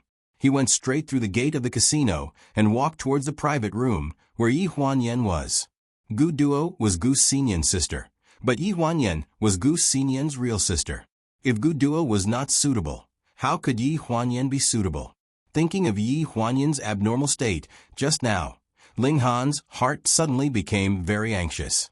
In the private room, Yi Huanyan rubbed her stomach. She really couldn't eat anything. "If Miss Gu is tired, we have a bed here. You can rest for a while. It's night now." Yi Huanyan impatiently glanced at that damned Manager Wang. What do you mean? How long are you going to detain me? You even want me to spend the night here? Are you crazy? Do you believe that I will call the police? Manager Wang was all smiles. Miss Gu, if you want to call the police, you can do so at any time. We won't be able to stop you, but I'm afraid the police won't be able to enter this place. Our boss said that you're a VIP here. You can leave when your brother is here. I'm afraid that you won't be able to contact my brother at all. Don't worry about that. We've just received news that we've already contacted young Master Gu in Finland. He's currently on his private jet and should be able to arrive tomorrow. Wait, what kind of feud does my brother have with your boss? Yi Huanyan was puzzled. He had been entertaining her with good food and drinks. This was not considered a kidnapping, so he didn't give a reason to the police. But if it was not a kidnapping, why was he not letting her go? What was going on? Manager Wang lowered his head and stammered. Well, you'd better ask your brother when the time comes. Judging from his guilty look, it was obvious that he knew the inside story. Yi Huanyan deliberately put on a domineering look and asked forcefully, Hurry up and tell me. If you don't, I'll rush out. If you hurt me, all of you will be finished. Do you believe that? Miss Gu, don't make things difficult for us. Are you going to tell me or not? Yi Huanyan casually picked up a piece of durian skin and was about to scratch it on her arm. If you don't tell me, I'll make a move. If I hurt even a single hair on my body, my brother and my parents will cut you into pieces and throw you into the river to feed the tortoises. Do you believe me? She had never done anything scary in the past. She had learned this trick from Ling Li, whom she had met for the first time. Ling Li had used the lines to scare her back then. She could be considered to have learned and applied them. Don't. Manager Wang slapped his thigh and looked like he was forced to cry, but had no tears. He began to talk about the love and hatred between their boss and Gu Sinian. By the end of the story, his eyes were shining brightly. He could even discuss the details with Yi Huanyan. I've been here for more than 10 years. 10 years ago, our current boss was just the daughter of our big boss. She was engaged to the Gu family, which is your family. She was engaged to young Master Gu when she was a child, but I heard that young Master Gu broke off the engagement 10 years ago. The reason is unknown, but this incident directly led to a big conflict between our boss and the Gu family, which is your family. I know about this. 10 years ago, my brother just got married to my ex-sister-in-law. Yes, that's the matter. So later on, when the Gu family, which is your family, was at young Master Gu's wedding, my boss and young miss did not attend. My young miss drank at home and gambled in our casino for the entire night. Do you know how crazy my young miss was that night? She lost a lot. Yi Huanyan spat out the shell of a sunflower seed and asked in confusion. Manager Wang's eyes widened. He stretched out a hand and waved his 5 chubby fingers in front of Yi Huanyan. She won 50 million in one night. Didn't your ex-sister-in-law pass away later on? I don't know how my young miss heard about this matter. At that time, my young miss was in Macau. When she heard that young Master Gu had closed himself off from the public because of your ex-sister-in-law, she immediately flew back and directly moved to your house with her luggage.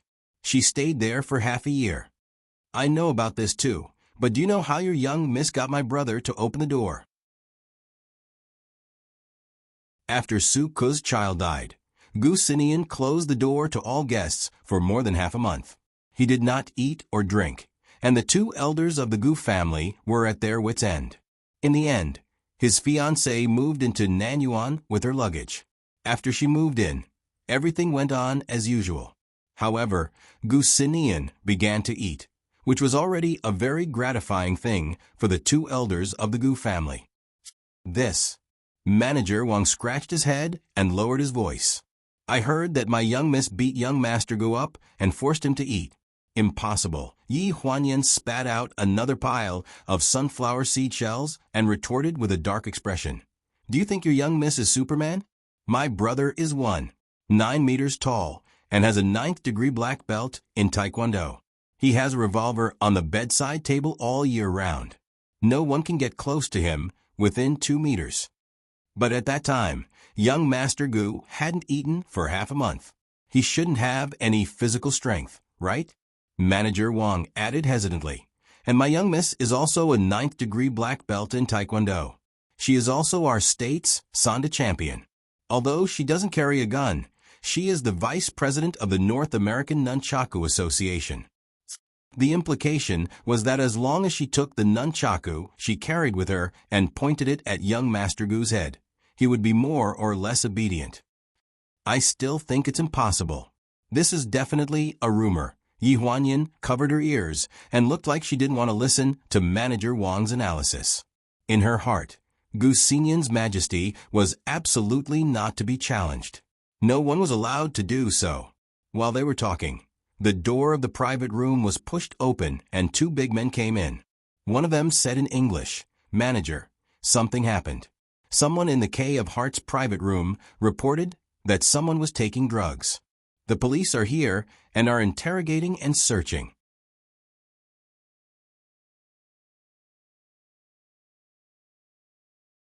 Chapter 394.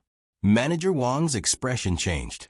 The smile on his face that was originally with Yi Huanyan disappeared without a trace in an instant.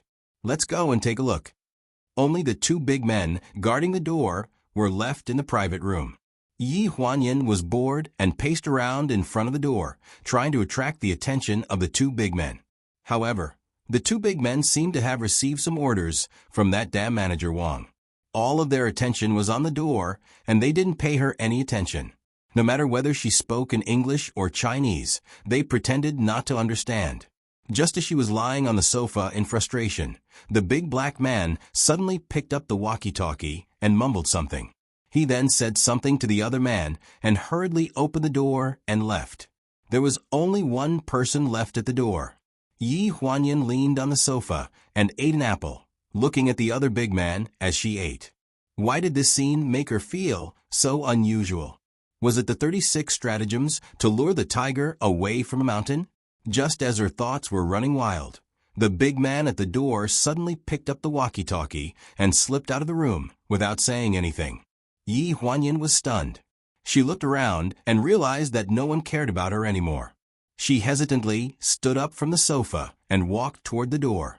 After the closed door opened a crack, she could clearly see the chaotic casino. People in all kinds of uniforms came and went in a mess. Some were casino security guards, some were casino managers, some were police, and even the traffic police were in. What was going on? Yi Huanyan stood at the door in confusion. "Let's go," suddenly. A black shadow appeared beside her and grabbed her wrist. With lightning speed, he pulled her out of the casino and ran wildly on the streets of the Las Vegas casinos. She ran after him and looked at the broad back in front of her. Her panic gradually calmed down and the corners of her mouth slightly curved up, revealing a brilliant smile. The streets and alleys were in chaos. They ran to the depths of a remote and quiet alley where there was no one, and the lights were dim before they stopped. Yi Huanyan leaned against the wall and gasped, "Why are you back again?" Ling Han leaned against the wall opposite her, loosened his bow tie, and loosened the top two buttons of his shirt. His chest heaved. "I came back to save you." Yi Huanyan thought for a while and guessed that it was Gu Duo who told him about the owner of the casino. No wonder Gu Duo ran out as if she had seen a ghost. If the owner of this casino was really Gu Xinyan's ex-fiancé, then wasn't Gu Duo, the third party who had been trying to trip them up, the person she hated the most? In any case, she was Gu Xinyan's biological sister. It was not a big deal for her to fall into her hands. However, if Gu Duo fell into her hands, it would be very different. "Are you the one who caused all that mess outside?" "Yes. You're really capable." In the dim light, there was a teasing smile in her eyes. Although her appearance was different, even the tone of her voice were different, he could still find a trace of the past brilliant smile on this face that was very different from before. "Where are you going now?" "Back to the hotel to look for Su Nianhua." When he heard the three words Su Nianhua, Ling Han's eyes sank a little. Without thinking, he asked, "Why are you looking for him?" Yi Huanyan looked calm and matter-of-factly. "I'm looking for him for something." I asked him to help me find Xiaowu and Nano. I can help you find them too. The lights in the alley were dim. There was a distance of half a meter between the two of them. They leaned against the wall on both sides and panted. After the intense exercise, it was difficult for them to calm down for a while. Therefore, after a conversation, the two of them did not move at all. Yi Huanyan was extremely tired. When she saw Ling Han, she could not help but think about Gu Duo. There must be a hidden reason why the two of them wanted to hold a wedding. However, for her, it was inevitable that she would be jealous at this moment when she saw how intimate Gu Duo was with him. Therefore, she could mention Su Nianhua. Aren't you busy with the wedding? You still have to accompany your fiancé. How can you have time to care about my affairs? Ugh. Before she finished speaking, a huge shadow fell in front of her and pressed her shoulders against the wall. The rest of her words were sealed in her throat. There was a faint smell of tobacco on her lips. It was his dissatisfaction, his anger, his reluctance to part, and his lingering sorrow. This lingering kiss made her unable to extricate herself. For a moment, it was difficult for her to control her emotions. Her body could not help but burn. At first, there were traces of resistance, but not long after, it became a response. Unable to control herself, she could not help but respond. Separated by a thin layer of floral chiffon, she could feel his large hands caressing her wantonly. The bow on her chest fell apart, her collar was wide open, and half of her top slipped to the crook of her arm. The black lace bra instantly hung up to her neck as he rubbed, revealing 2 lumps of softness in the air. A pair of hands gathered them together with a trace of coldness in the night. His slender fingers rubbed at the budding parts. That coldness made Yi Huanyan shiver. She only felt as if all the blood vessels in her body had been opened. She could not help but cry out in alarm. The entire alley echoed with her delicate gasps. She suddenly covered her mouth. Her blurred eyes struggled to squeeze out a bit of anger as she looked at the person in front of her. His movements did not stop.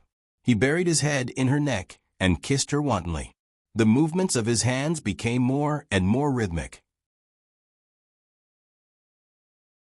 She gasped again and again, and the 2 red beans in front of her chest stood upright.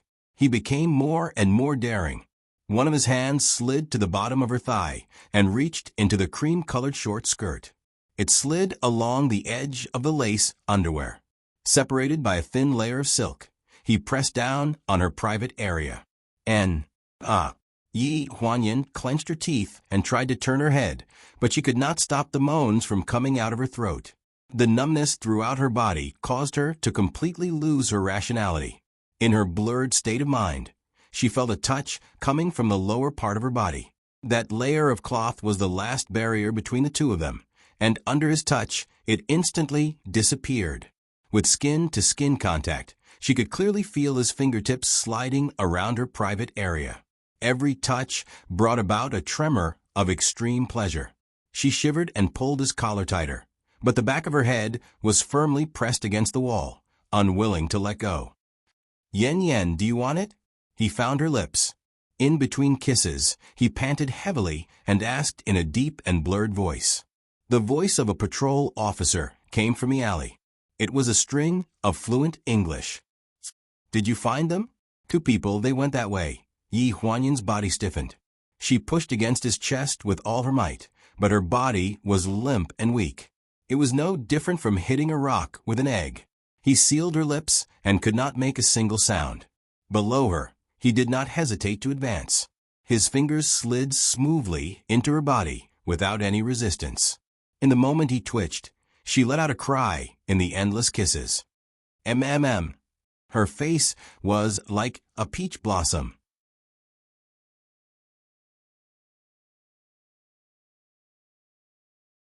Chapter 395. In the darkness, a group of patrolling police officers quickly ran past the entrance of the alley, but no one noticed the strange movement in the depths of the alley. Yi Huanyan didn't even dare to breathe loudly. She gritted her teeth and endured the pleasure brought by the impact on her body. The feeling of forbearance and passion spread all over her body, penetrating into every pore, making her tremble and resonate. His movements became faster and faster, and she raised her head to look at the night sky above the alley. Her eyes were blurred, and she was brought to the peak of pleasure by him. With her clothes in a mess, Yi Huanyan's private parts were all exposed to the air. Her snow-white body was plated with a layer of bright light under the moonlight, and at this moment, all of her shyness had been burned away by the passion, leaving only infinite attachment. He turned her by the shoulders and lifted her waist so that she was arching her back to him. The belt made a crisp sound in the air, and the scalding heat pressed against her thighs. Her hands were on the wall, and her face was crimson. She had not recovered from the extreme pleasure just now, and at this moment she was panting heavily. Her twin peaks were trembling in the air, as if they were about to fall. His low and hoarse voice sounded in her ears. "Yen Yen, call my name." "Han." "Ah." "En." "Ah." The skin behind her collided, and it was as if the endless emptiness in her body was filled. Her hands that were supporting herself on the wall kept trembling, and her teeth were biting on her lips. Along with his fast rhythm, her whole body trembled crazily, and her mouth made intermittent moans. She was extremely charming and flirtatious. She didn't know how long it lasted, but it seemed like he couldn't be satisfied with this position. When her legs were about to go limp, he hugged her and pressed her against the wall to do it again. The moonlight poured down in torrents, and the passion was uncontrollable. In the end, she collapsed in his arms, burying her head in his chest and pushed, panting. "Let me go. I don't have any strength left." Only then did he unwillingly stop. This was the first time she had made love with him since she admitted her identity. To him, it was a confirmation.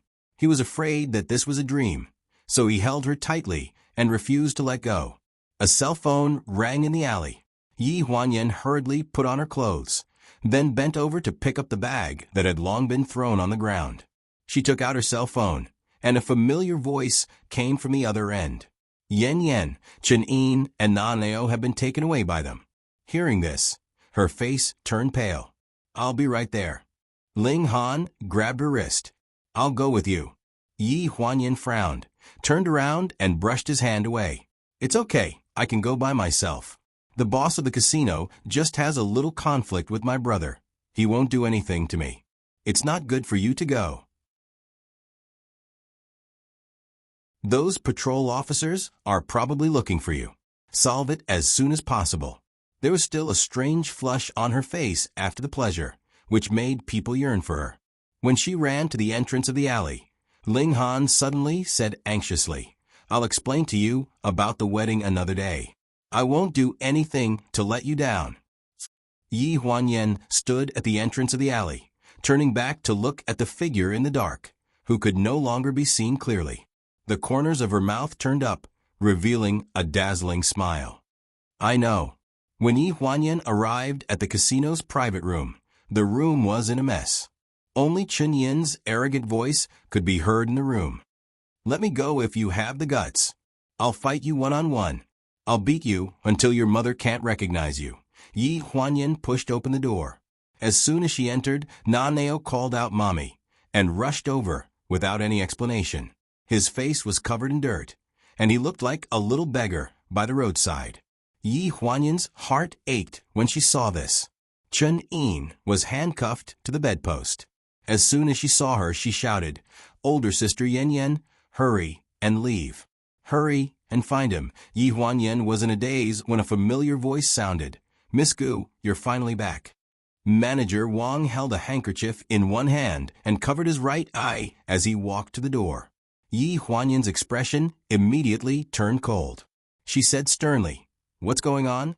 Didn't you say that you would treat them well and not make things difficult for them? Who told you to arrest them?" Manager Wang covered his eyes and said helplessly, "It really wasn't us who caught them. They sent themselves to our door. The moment they arrived at our casino, they didn't say anything and started to destroy the place. Our people outside didn't know what was going on and started to fight. I rushed out immediately, and at least I managed to protect your young master. As for that lady, we didn't dare to do anything to her. Besides, look, the ones who were at a disadvantage are our people." As he spoke, Manager Wang removed the handkerchief from his eye, revealing a bruised eye. It was a terrifying sight. Yi Huanyan pursed her lips. After a long explanation, she finally understood the cause and effect of the situation. After Su Nianhua left, he called Chen Yin. Unfortunately, Chen Yin's phone was about to run out of battery. She heard the words, "They have detained Yan Yan," and her phone automatically turned off. Chen Yin was an impatient person and immediately rushed back to the casino. In the end, she arrived at the same time as the police were investigating for drug use. The scene became extremely chaotic. In the end, it was Manager Wang who acted as a guarantor and did not allow the police to take Chen Yin away. Instead, he let them deal with it themselves. With Chen Yin's violent temper, she had never heard a word from Manager Wang. Manager Wang kindly wanted to explain to her, but she punched his eye until it was swollen. At this point, he could only wait for Yi Huanyan to return. After the handcuffs were unlocked, Chen Yin moved her wrists and looked completely unguilty. She glared angrily at Manager Wang. "You deserve it. How can you blame me for your eye being swollen? Who asked you to accuse me of cheating in the beginning and then detain my sister? You're a black-hearted casino. Don't you know what kind of background my sister has?" Yes. It's not your fault. I didn't explain clearly." Manager Wang took a big step back, as if he was afraid that Chen Yin would hit him again. He looked like a yes man. Then what happened to Na Neo's face? Yi Huanyan looked at her pink son's face and was naturally very unhappy. Speaking of this, Na Neo nestled in Yi Huanyan's arms and looked faintly at Chen Yin. Chen Yin coughed dryly and said resentfully, "The streets were full of police. I thought they were going to arrest us, so I had to disguise Na Neo and smear a handful of dust on him." Yi Huanyan could not help but roll her eyes at her. Then what about the cheating incident? If she had not accused him of cheating in the beginning, there would not have been such a mess later on.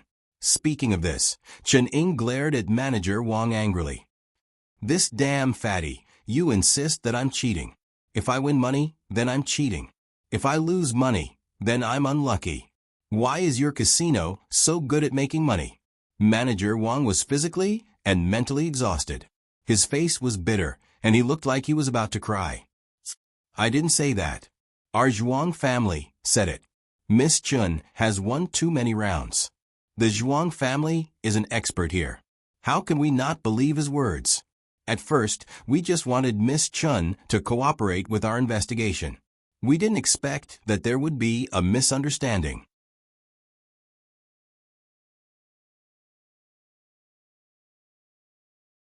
Chapter 396. Yi Huanyan didn't know how good Chen Yin's gambling luck was. It wasn't like she hadn't cheated before. It was indeed unbelievable that she had won more than 10 million yuan in one night. However, she looked as if she had been wronged. She was afraid that there was more to this matter than met the eye. "Why don't you call your dealer over to confront us?" Yi Huanyan suggested. Manager Wang looked worried. The dealer was taken away by the police during the chaos. "We're trying to find a way to get him out now." "See," Chen Yin interrupted Manager Wang with a smug look on her face. "I told you that there was something wrong with this black-hearted casino. You even gathered people to take drugs. It's most likely a sham. Otherwise, why didn't the police arrest other casinos? The drugs were found to be brought in by the guests themselves. It has nothing to do with our casino. Miss Chun, you can't say that. We're still investigating this matter. We suspect that it was set up by our colleagues. Come on, that's enough. Stop it." Chen Yin wanted to say something else, but Yi Huanyan stopped her. This matter most likely had something to do with Ling Han, so it was better not to be so overbearing here. Manager Wang still had to clean up the mess. Before he left, he looked at Chen Yin worriedly. It was as if he was looking at a ticking time bomb. His eyes were full of worry. Yi Huanyan understood and comforted him. "Go ahead. We'll stay here and not go anywhere. Is that okay? Thank you, Miss Gu. You're so kind. You're such a good person." After a long string of flattering words, Yi Huanyan became impatient. She waved her hand and signaled for Chun In to chase him out. In the private room, Yi Huanyan called Sun Yanhua to reassure him. Then she led Na Neo to wash his face. When it was time for him to sleep, she coaxed him to sleep on the bed in the private room. He was heartless and quickly fell asleep. Yi Huanyan quietly got out of bed and walked into the living room. She saw Chun In sitting on the sofa and yawning. "Go in and sleep for a while if you're sleepy." Hearing this, Chun In turned her head and waved her hand. "No, who knows what's going on in this casino? What if that fatty is lying? I want to keep watch." "Then eat something. What if it's poisonous?" Yi Huanyan rolled her eyes. "Then I would have been poisoned to death long ago. These people in front of you, I tested the poison with my own body." Chun In was stunned for a few seconds, and her shoulders slumped. She took 2 apples, one on the left and one on the right, and wolfed them down. She almost burst into tears. "Sister, you should have told me earlier. I'm starving. I bought 2 burgers on the way here. One was eaten by now, and the other one fell on the ground and was trampled into pieces by the patrol officers. At this time, on the private jet high in the sky, a man and a woman sat on the long sofa on both sides of the spacious aisle. The atmosphere was very tense. The man's cold face was not dignified at all, and there was a trace of resentment in his eyes. "Xiaoyu, there's really nothing between me and her. If Yen Yen wasn't in her hands, I wouldn't have gotten on the plane at all." Ji Xiaoye rolled her eyes. She snorted coldly and said angrily, "You told me that you were going to the bathroom. If I hadn't followed you, how would I have known that you took a car to the suburbs and even got on the plane? If you're not guilty, why did you hide it from me? You even planned to leave me alone in Finland. It's not safe for you to follow me. I'm going." Ji Xiaoye raised her chin and looked determined. "I'm going to see what your amazing ex-fiancé is capable of. Does she have 3 heads and 6 arms and can ride a flaming wheel? How dare she kidnap my best friend? She really doesn't know what's good for her." Gu Xinyan's eyes showed a trace of worry. He said seriously, "Xiaoyu, it's not a problem for you to follow me, but I'll say this first. Don't show your face when the time comes. Just stay in the hotel. I'm going to save my best friend." "What does that have to do with you, Xiaoyu?" Gu Xinyan frowned. "This is not the time to throw a tantrum. You don't know, but she's not someone to be trifled with. So I'm someone to be trifled with." Ji Xiaoye's expression changed instantly. She thought of all the things that had happened in the past. She immediately felt a lump in her throat and tears welled up in her eyes. "Trifled with? You've already trifled with so many women. Do you think I'm the one to be trifled with?" At this moment, the stewardess happened to come over to deliver food. She looked at Gu Xinyan sympathetically. Gu Xinyan held his forehead, and there was a hint of hopelessness in his eyes. This was already the umpteenth time they had traveled around the world. Ever since he proposed, Ji Xiaoye's temper had become more unpredictable. Why didn't he notice her ability to change her expression in a second? Women were really different before and after marriage. The next morning, Gu Xinyan and Ji Xiaoye's private jet landed in Las Vegas. After they got off the plane, they were sent to the casino. An hour before their plane landed in Las Vegas, a sign was hung at the entrance of the casino saying that it was closed for the day. An extended Bentley stopped at the entrance of the casino. A woman in a beige mini skirt got out of the car. She was wearing a pair of limited edition Prada shoes. Under the pumpkin-colored beret was a head of wavy chestnut brown hair that casually draped over her shoulders. She looked very feminine and elegant. However, this elegance was not to be underestimated. Manager Wang was already waiting at the entrance with the casino staff. There was a red carpet on the ground that led to the entrance of the casino. "Boss." The woman glanced at him. When she saw the bruise on his eye, her eyes darkened. "What happened? Did someone cause trouble at the casino recently?" Her voice was clear and melodious, like the sound of spring water flowing in the empty mountains after the rain. Manager Wang lowered his head. "It's nothing serious. Last night, I had a conflict with the second daughter of the Gu family. Hearing this, the woman snorted and said meaningfully, I will help you get the medical fees back from Gu Sinian. Manager Wang smiled bitterly and did not dare to reply. Where is the second daughter? She asked again. She is in the private room. She should not be awake yet. I see. I wanted to see her first. After all, her name is a little similar to a friend of mine. But forget it. The same name does not mean that they are the same kind of people. When she said this, there was a hint of contempt in the woman's eyes.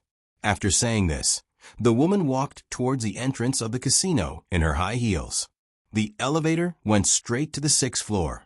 That was her private apartment. Before she got into the elevator, she turned around and looked at the cold casino. She frowned and said, You don't have to specially close the door. Open as usual today.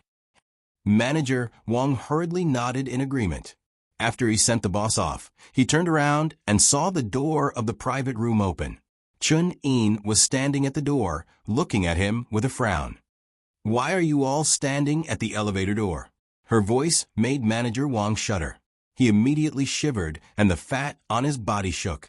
After a while, he calmed down and said hesitantly, Miss Chun, do you have any orders? I'm hungry. Get me something to eat.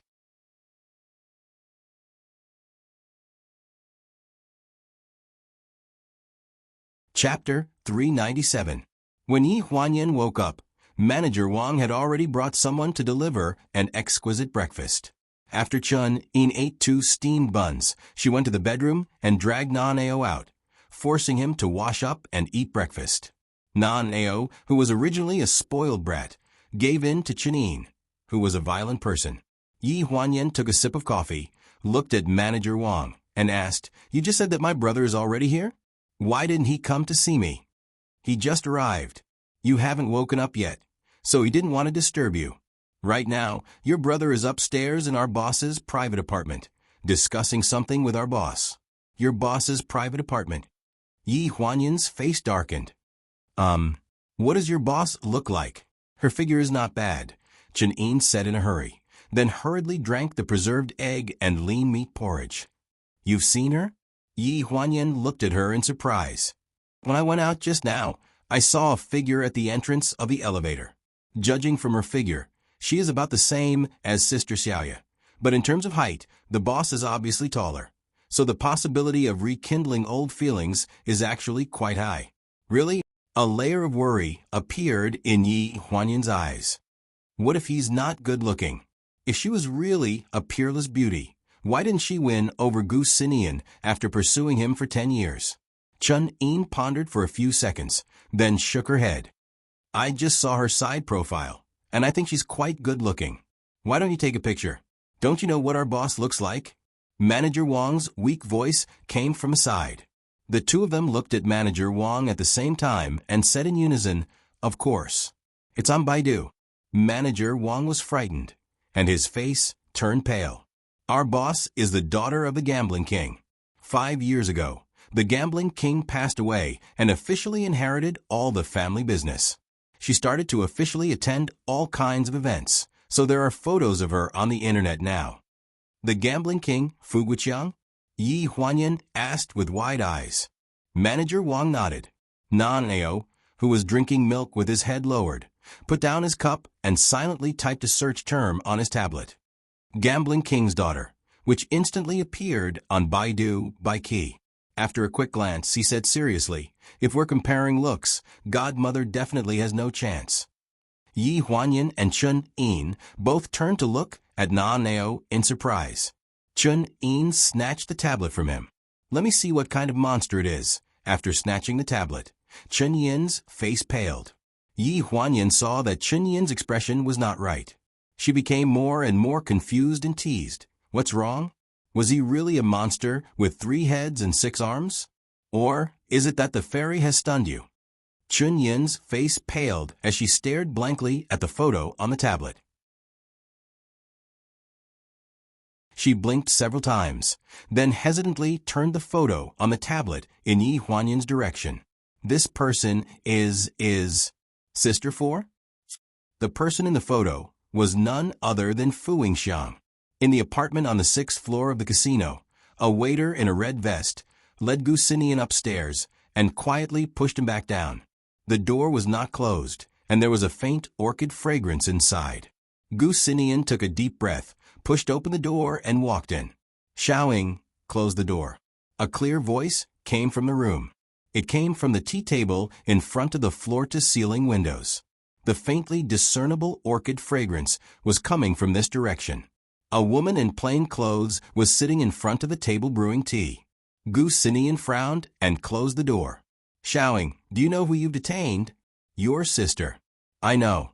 The one I've been looking for several years. Then do you know who my sister is? I'm not interested in that. Sit down first. You've been hiding from me all these years. It's not easy to find a chance to force you out. I just want to talk to you about the matter between us. She poured tea and put the cup on the opposite side of the table with her slender fingers, indicating that he should sit down. Gu Xinian had to unbutton his suit and sit opposite her. I heard that you got married again? Yes. The editor-in-chief of Fengshan magazine? Yes. I thought that you would stay by Ku's side for the rest of your life.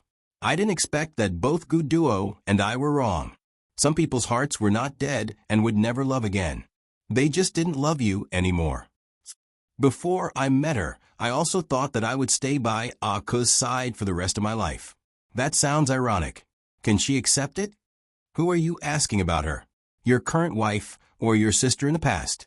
This is my own business. It has nothing to do with her. Then what about our business? Fu Yingxiang's expression changed slightly. She looked at him seriously.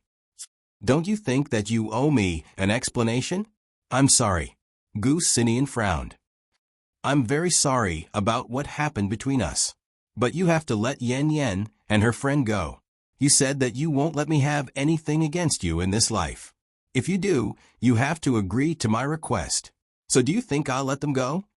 It's been so many years. You still remember? A bitter smile appeared on Gu Xinian's lips. Fu Yingxiang blinked and put down the teacup. Her expression was indifferent. How could I not remember? This was the only hope you gave me 10 years ago. I think you should have gotten back the evidence you left in Gu Duo's hands. But what about me? Are you surprised? You're my biological sister and nephew.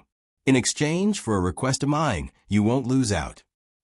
Gu Xinian exhaled slowly. I'm afraid I can't agree to your request.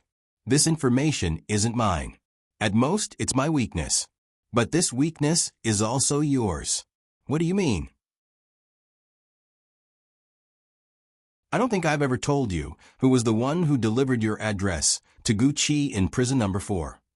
Gu Xinian curled his lips into a sly smile. My sister's surname used to be Yi.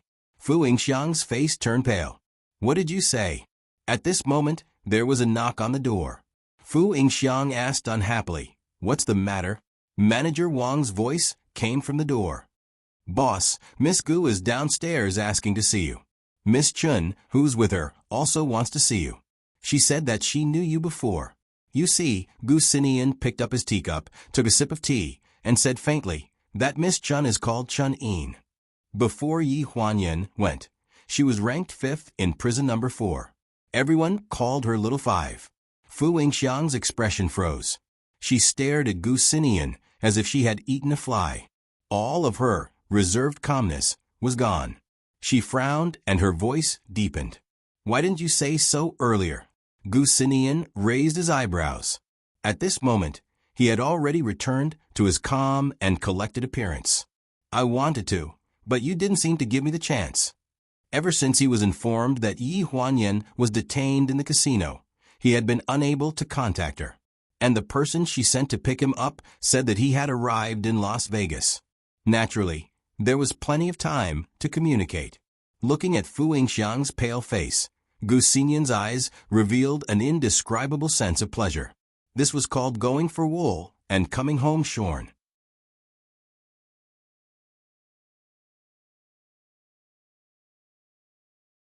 Chapter 398. While Manager Wang was speaking, Gu Xinian had already opened the door and walked out. Young Master Gu. He bowed his head respectfully. Gu Xinian turned around and glanced at him. Your boss wants to be alone. Don't bother her. Take me to see my sister. A trace of astonishment appeared in Manager Wang's eyes. The boss in the room did not make any sound. For a moment, he even suspected that young Master Gu had killed his boss. Seeing him standing motionless at the door, Gu Xinian frowned. He turned around and knocked on the door. Xiaoying, say something. After a long while, a cold voice rang out in the room. It was very concise and to the point. Take him there. Manager Wang trembled in fear and quickly nodded. Yes. Yi Huanyan had been waiting downstairs for a while.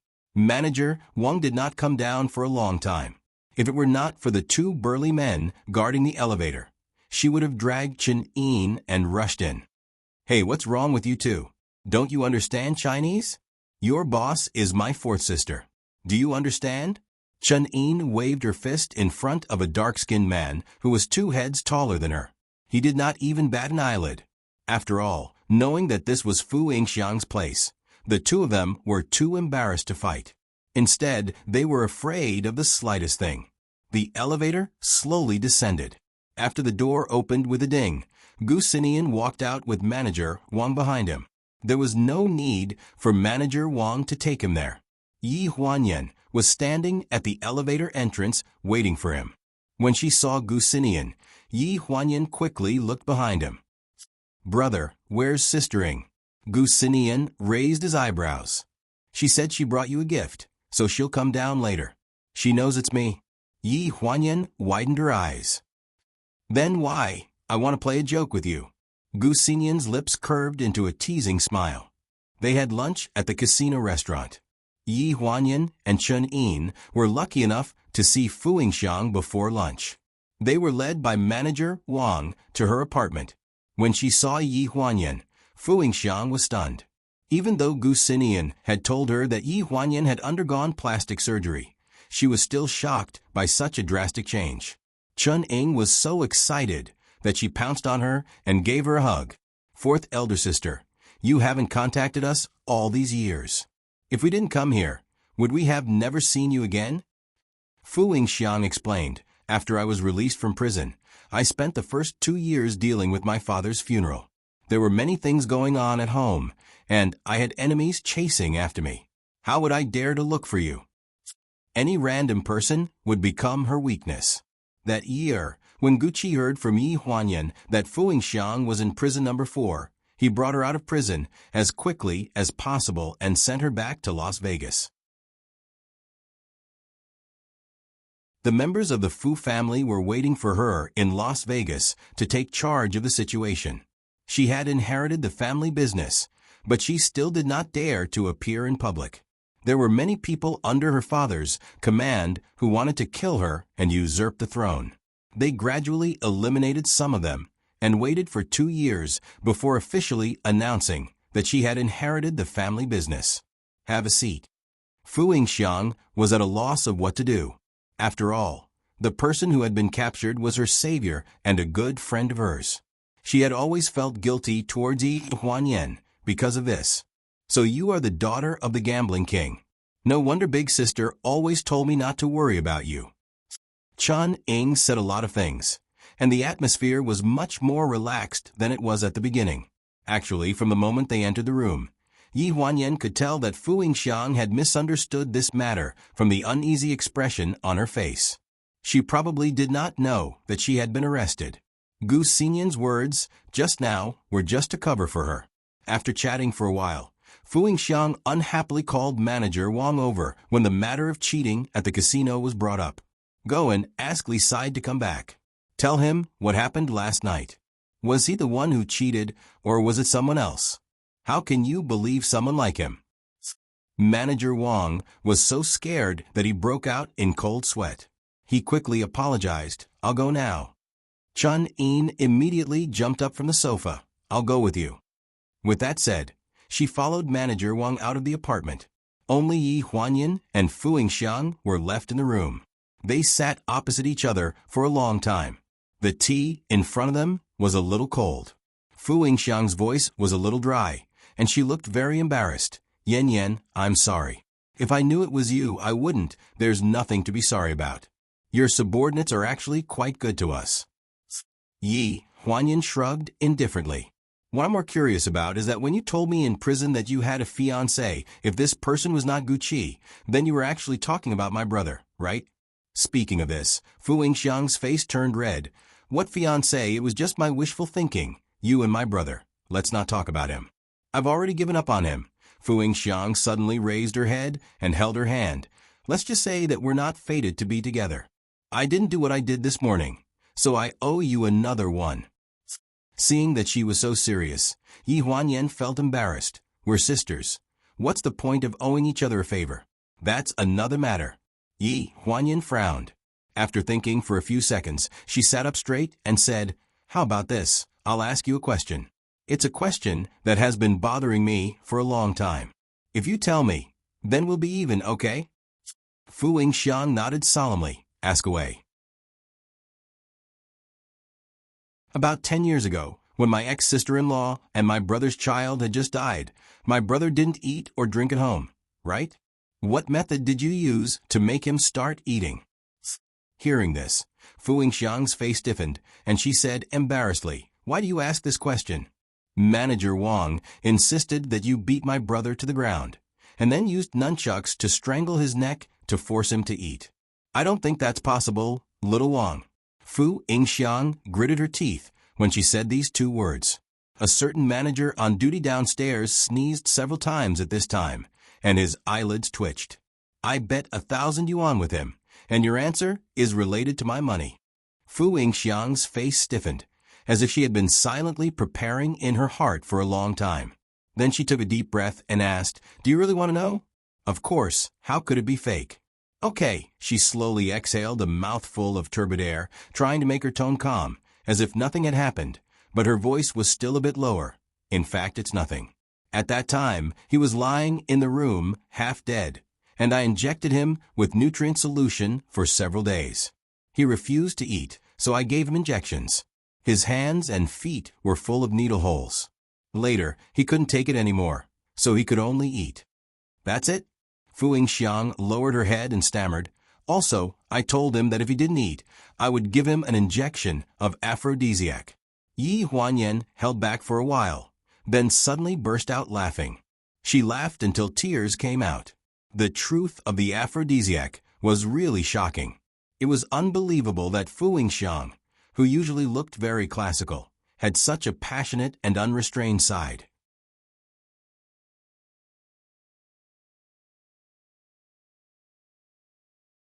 Chapter 399.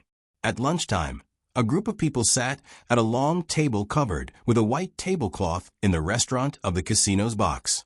It was as if they had agreed not to mention anything about Yi Huanyan and the others being detained. Ji Xiaoya arrived before dinner. Gu Sinian was in a hurry to leave. Seeing his anxious look, Yi Huanyan guessed that Xiao Yu had followed him. He was afraid that his ex-fiancée would bump into his current fiancée.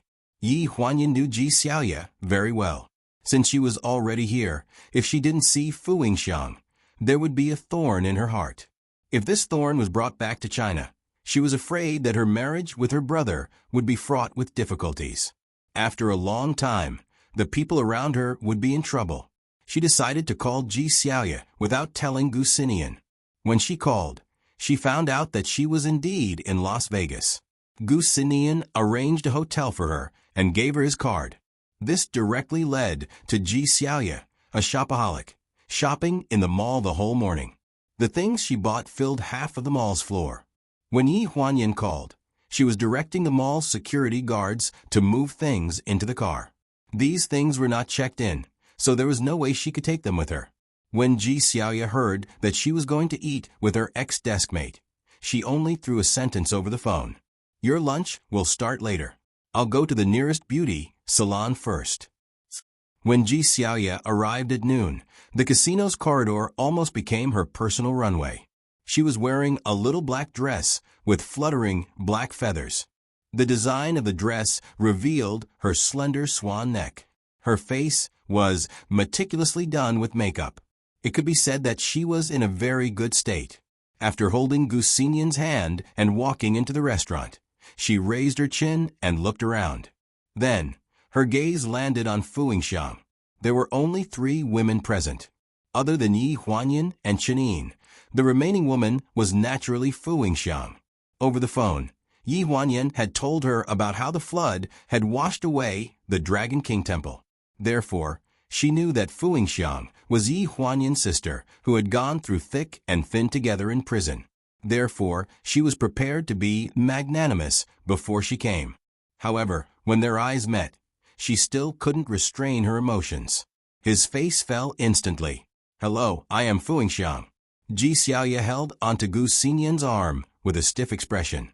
She didn't say anything, and it could be said that she didn't give him any face at all. Yi Huanyan desperately tried to signal her with her eyes. She nodded reluctantly and spat out 3 words in a very stingy manner, her tone cold. Ji Xiaoya. She didn't have any manners at all. After sitting down, she fiercely pinched Gu Xinian. Because Yi Huanyan was sitting with them, when Ji Xiaoya pinched Gu Xinian's thigh, this action fell into her eyes very clearly. Gu Xinian was obviously in pain, but he only furrowed his brows. Yi Huanyan felt a little sorry for her brother. While Chen Yin, Manager Wang, and Fu Yingxiang were discussing the matter of the cheating, she lowered her voice and asked Ji Xiaoya a question. "What's wrong? Didn't we talk about it before we came? You have to be magnanimous and have the aura of a first wife." Ji Xiaoya gritted her teeth. She used the fork in her hand to smash the cherry tomatoes in the fruit salad. She gritted her teeth and said, "You didn't tell me on the phone that she was so good-looking." Hearing this, Yi Huanyan subconsciously raised her head to look at Fu Yingxiang, who was sitting opposite her. She was wearing a cream-colored knitted cardigan with a casual white t-shirt inside. She had light makeup on, and her chestnut brown wavy curls were tied up behind her head. A few strands of hair fluttered in front of her forehead. She had a kind of demure temperament about her. The people present were all dressed more casually. This made Ji Xiaoya's outfit look too grand. The makeup on her face was also a little thicker. In comparison, she couldn't help but fall short. Thinking of this, Ji Xiaoya pinched Gu Xinian again. Yi Huanyan really couldn't bear to see her brother suffer, so she lowered her voice and whispered something in her ear. Ji Xiaoya released her hand and said in a daze, "Are you serious?" "Yes, really." Yi Huanyan nodded seriously. A long time after returning home from Las Vegas, Gu Xinian suddenly thought of this matter and asked Yi Huanyan several times. What exactly did she say to Ji Xiaoya that made her suddenly change her attitude towards Fu Yingxiang? Yi Huanyan just smiled without saying anything. At this moment, Ji Xiaoya suddenly raised her glass of red wine and proposed a toast to Fu Yingxiang. "I heard that Mississippi Fu took great care of Yen when she was in prison. As her best friend and as her future sister-in-law, I would like to propose a toast to you. I hope that we can be friends in the future." This action saved some face for Gu Xinian and also helped her regain some of her poise. Fu Yingxiang had been in the casino for so many years, so she was very good at speaking. The 2 of them drank back and forth, and after 3 rounds of drinking, they were enjoying themselves. At the dinner table, the matter of Chen Yin cheating at the casino was brought up. It was found out that the dealer, Li Side, had lost too much and framed Chen Yin. Chen Yin had won so much money in half a night, partly because of luck and partly because she had Nan-Ao, the little strategist, by her side. When Chen Yin pushed Nan-Ao out, apart from Gu Xinian, everyone, including Yi Huanyan, was shocked. "Mississippi Chen, please don't joke around.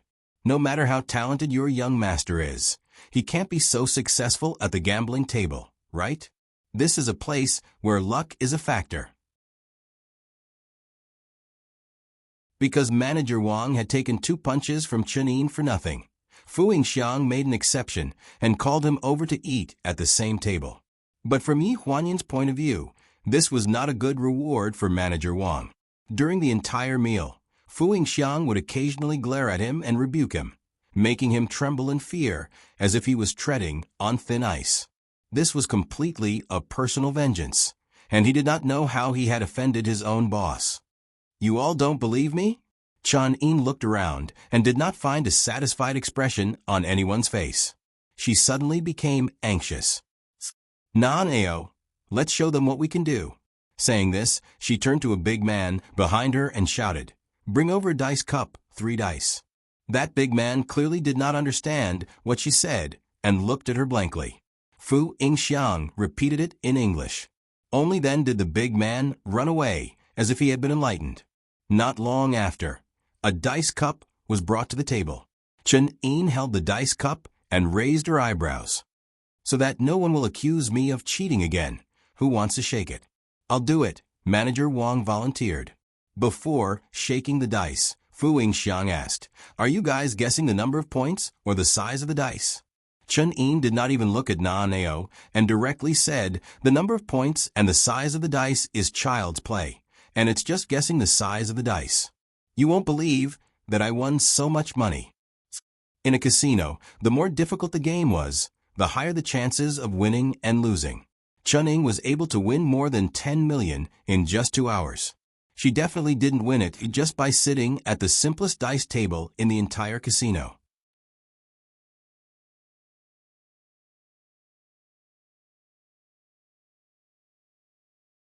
Chapter 400. Fu Yingxiang coughed dryly. "Are you sure?" Chun-In was displeased. "Why would I lie to you? Why would I lie to you now?"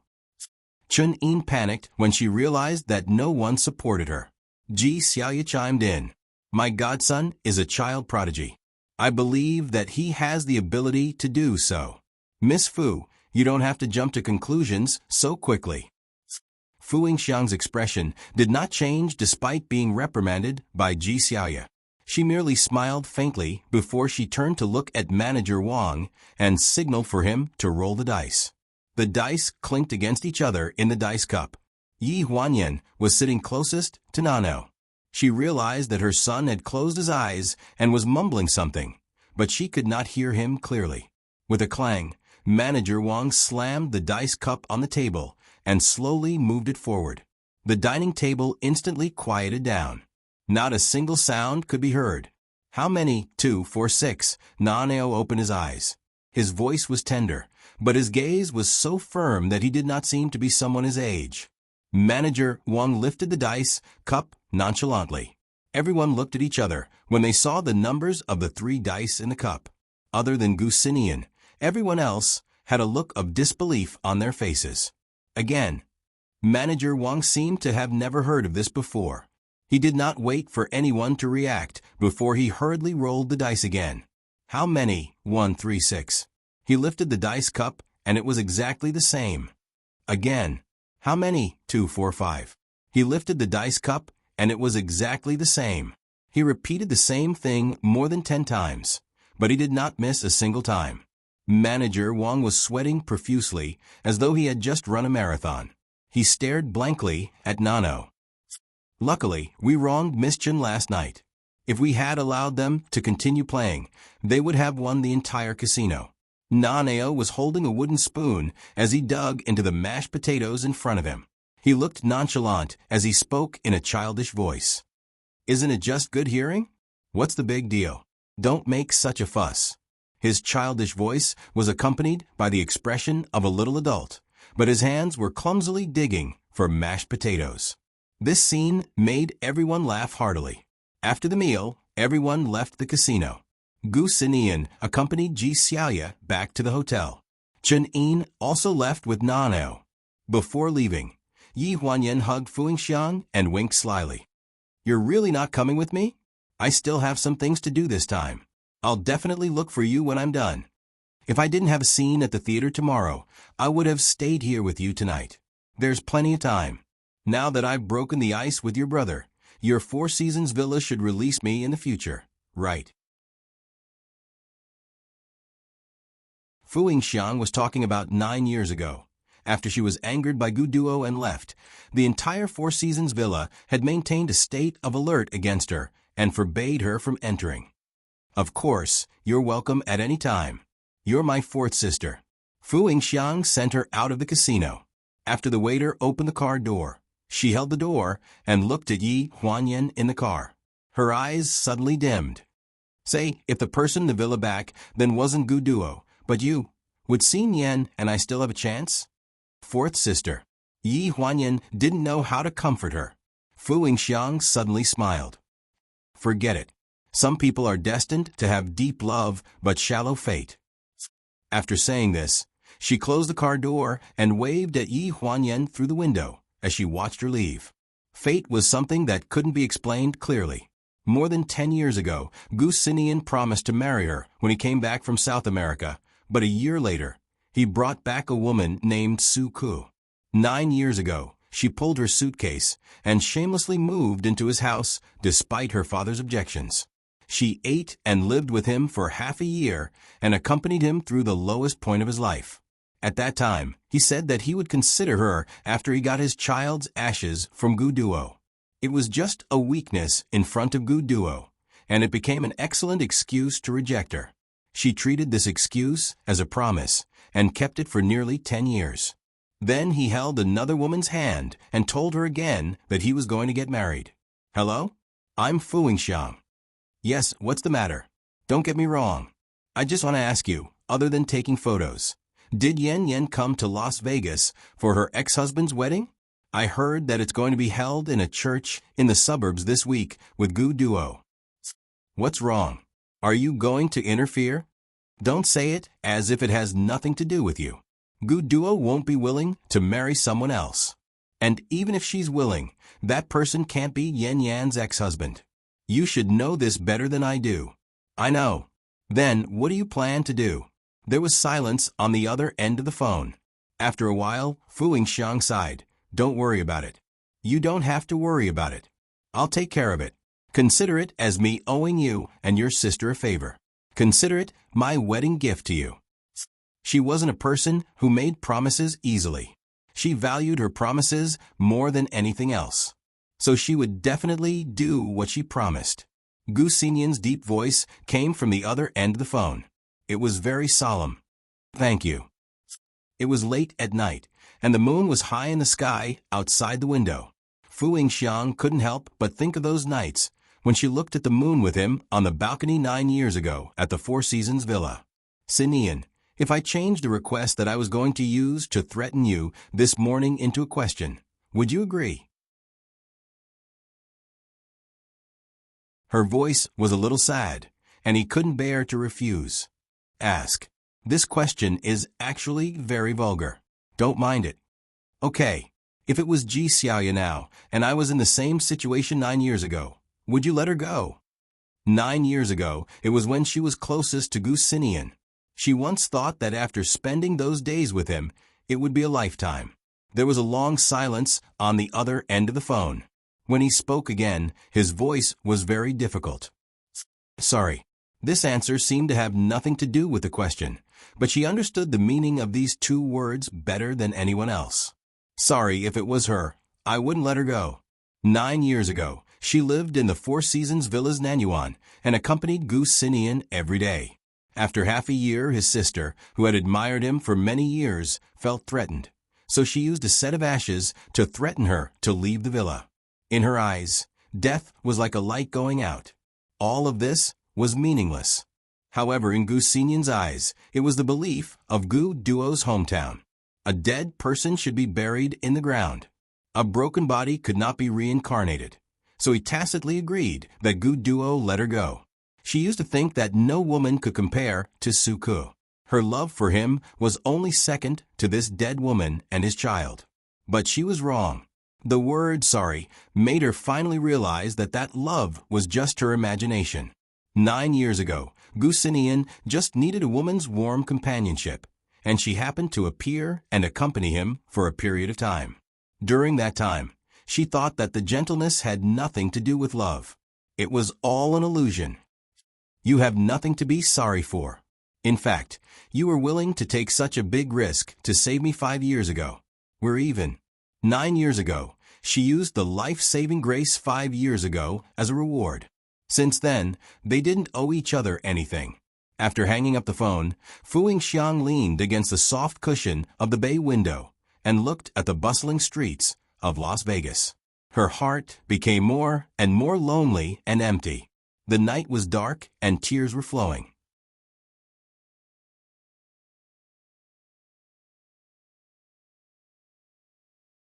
Chapter 4:01.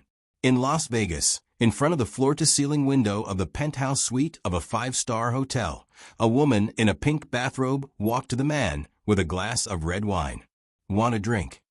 Ling Han glanced sideways. "Am I so familiar with you that we can drink together?" The woman didn't care about his cold attitude at all. "Don't forget, you're going to marry me in 2 days. I've already sent out the invitations. When the time comes, my biological parents, your grandfather's family, and your brothers and sisters will all come. I don't plan to play with you. I'm curious. Why do you want this wedding? Do you just want to anger Yen Yen and me, or do you just want to do it for Gusinian? What do you think?" "What do I think?" Ling Han sneered. "No matter who you want to do it for, I'm afraid you won't get what you want. It's just a waste of time. Is that so? Yi Huanyan heard that you and I are going to have a wedding here. So didn't you rush over? Am I the one who's tormenting? Or is she?" "She's here to act," Ling Han corrected. "She's doing well in France. Why did she transfer to Las Vegas?" This scene wasn't set in her original script. She went through a lot of trouble, and some people don't appreciate it. I feel sad for her. In the end, you're just saying these things to me to make my heart ache for her. Actually, you just want to see her brooding about this wedding and even ruin it. But what's the point of that to you? Is it your pleasure to see others fall in love, but can't be together? Ling Han frowned, displeasure written all over his face. "Whether it's my pleasure or not, you have to complete this wedding with me. I'll only give you the thing after the wedding and get on the honeymoon plane with me. And then it's none of your business." Gu Duo picked up the wine glass and walked to the seat beside him, overlooking the bustling streets of Las Vegas. "The world is so beautiful. Looking at you love-struck men and resentful women around me, I feel like I've lived in vain." Ling Han looked at the side of her face from the corner of his eye. This face was 70% similar to Yi Huanyan, but he couldn't find her charm. They were both in their 30s, but this woman's mind seemed to be filled with bigotry. On the eve of the wedding, Yi Huanyan knocked on the door of Ling Han's hotel room. She leaned against the door with a teasing smile on her face. "What happened to you? If you want to ask why am I here?" Yi Huanyan flashed into the room and sat down on the sofa casually. She raised her eyebrows and said, "I just checked in this afternoon. If you want to know why I am here, why don't you come here? Let me tell you, I'm here to ask you for an invitation." "Invitation?" Ling Han's face darkened. "Isn't it inappropriate for you not to invite me to your wedding?" Yi Huanyan blinked. "After all, I'm your ex-wife. I'll explain to you after the wedding." The fire in the alley had basically solved all the problems.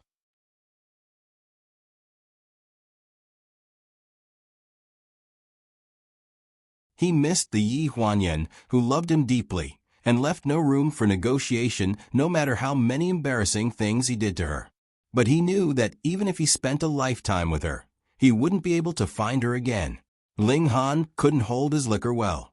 After 2 glasses of wine, he felt a little dizzy and his steps were unsteady. Yi Huanyan hugged his neck and slowly swayed to the rhythm of the music in front of the floor-to-ceiling windows. She looked satisfied. "Hey, don't you think it's pretty good that we're like this now? As long as you like it." His voice was low as usual. He finally gave up on pestering her and became obedient to her every whim.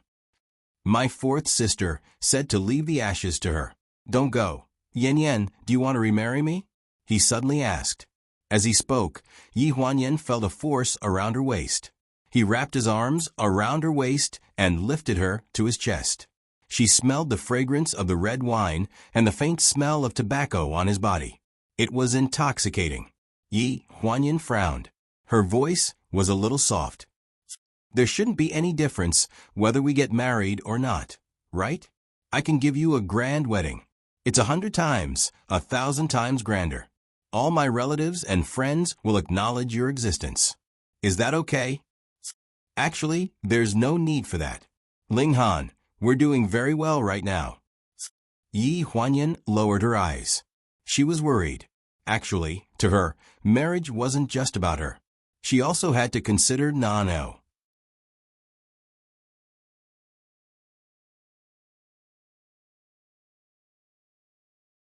Chapter 402. Late at night, after a night of entanglement, she finally fainted from exhaustion. Ling Han caressed her cheek and brushed her hair behind her back. He looked at this face that was very different from before. It was beautiful, but he could only see a hint of docility when her eyes were closed. A hint of sadness flashed across his eyes. Thinking back to those years, he had done too little for her and hurt her too much. Gu Xinyan's warning echoed in his ears, and the reality of it tore his heart apart.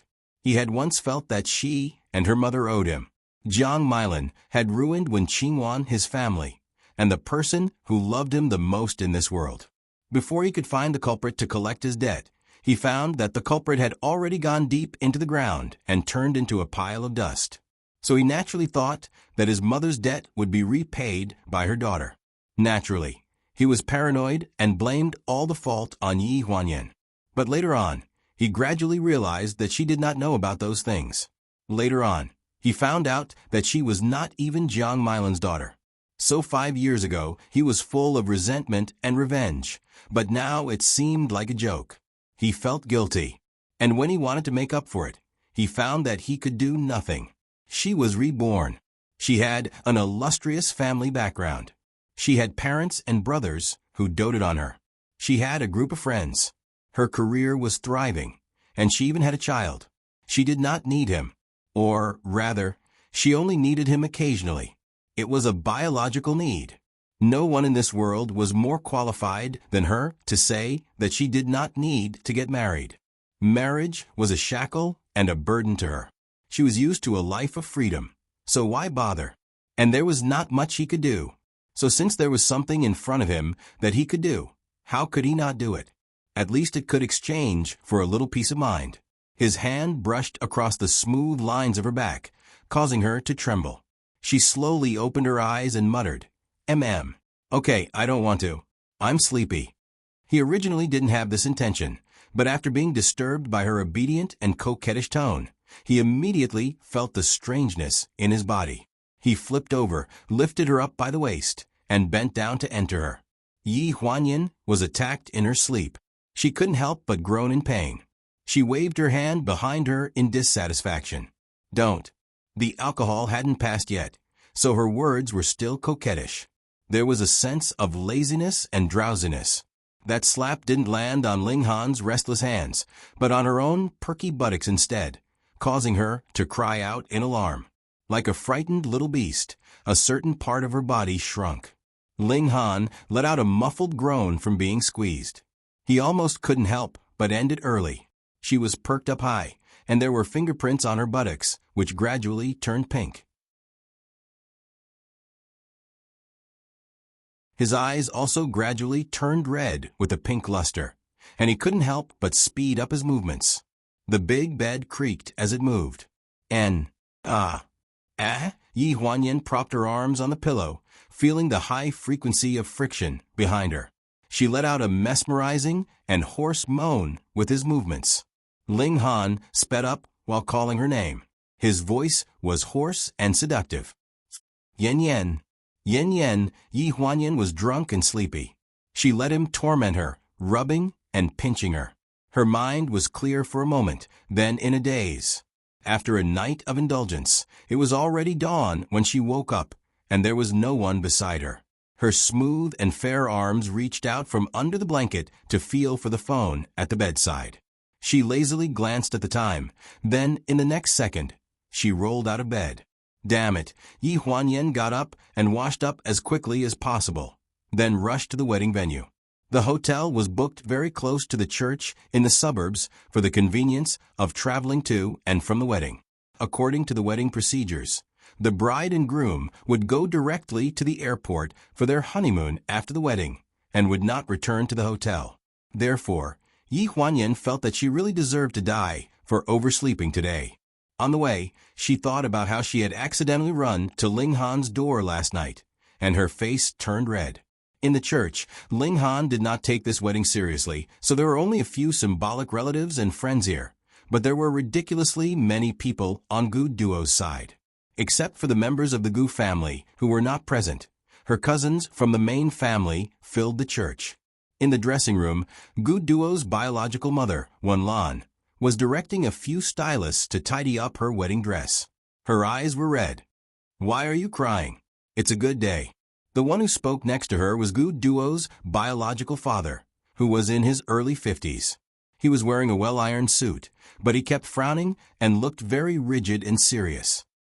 "My daughter is getting married. Can't I be happy?" Wen Lan glanced at him and scolded with a sobbing voice. "If you did insist on sending the child to the Gu family, would it have been delayed for so many years? If you didn't find a good son-in-law, my daughter's life would have been ruined by you." Father Gu glared at her unhappily. "What do you know? If my daughter hadn't been in the Gu family all these years, do you think our family business would have been so successful? If we didn't have the Gu family as a backer, would the money I earned be enough to buy you a mess of jewelry and branded bags?" Wen Lan was yelled at by him and couldn't find any words to refute for a moment. She turned to look at her daughter. Duo, don't listen to your father's nonsense. No one cares about you more than I do. I sent you away in the first place because I wanted you to have a better environment. Okay, stop pretending." Gu Duo had been listening to them quarreling, nagging, and even shirking their responsibilities for so long that she was numb. As parents, they didn't act like parents. What kind of daughter did they expect their daughter to be? Thinking of this, she sneered. "Go out. I want to be alone. When the time comes, I'll go out by myself." When the couple heard their daughter speak in such a cold tone, they were stunned, especially Wen Lan. Her eyes showed some resentment, and she quickly pulled her husband, who was about to lose his temper, out of the room. After they left, Gu Duo stood up and asked the stylist in the dressing room to leave as well. Then she walked to the window alone, her eyes clear. Among these people, was there really someone who wished her well? The corners of her mouth curved into a smile, and she was very self-deprecating. It was almost time. Someone knocked on the door outside. "Miss Gu, it's time to enter the venue. The ceremony is about to begin." Her snow-white dress fell down the spiral staircase, step by step. She held her father's arm and walked step by step to the tune of the wedding march toward her groom. To her, this used to be something very worth looking forward to. When she was young, she thought that what she looked forward to was a wedding. Later, when she really experienced a wedding, she realized that what she looked forward to was actually the person standing in the middle of the red carpet, waiting for her. It was not the person 5 years ago, nor was it the person now.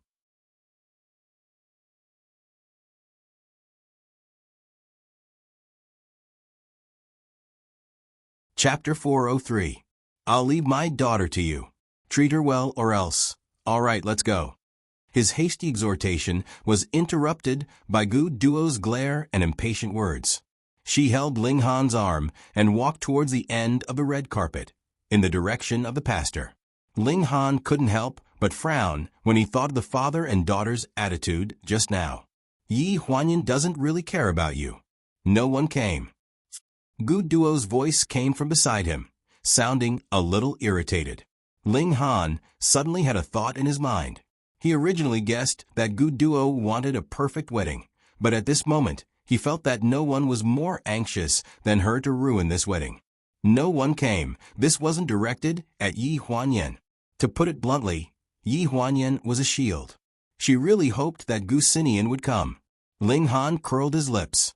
"I don't know if Gu Xinian will come, but Yen won't be coming today." Gu Duo frowned and said in a low voice, "That's impossible. She drank too much last night. She probably hasn't woken up yet. You're anxious." Ling Han suddenly grabbed her hand and forced her to follow him in front of the pastor. From the beginning, Gu Duo didn't expect this wedding to go smoothly. She expected that someone would come to ruin it. Whether it was Yi Huanyan for Ling Han, Gu Xinian for his sister's lifelong happiness, or even Ji Xiaoye for her best friend, someone would come. But at this moment, it was already the vows, and the entrance of the church was still quiet. Inside the church, it was solemn. The pastor's voice echoed in the church. His fluent English and gentle tone added a sense of solemnity. Mr. Ling Han, are you willing to marry Miss Gu Duo? Regardless of life and death, poverty and wealth, I'm willing. There was no hesitation in his answer. His answer was straightforward, but there was no emotion in it. After he answered, he clearly saw Gu Duo's eyebrows tremble.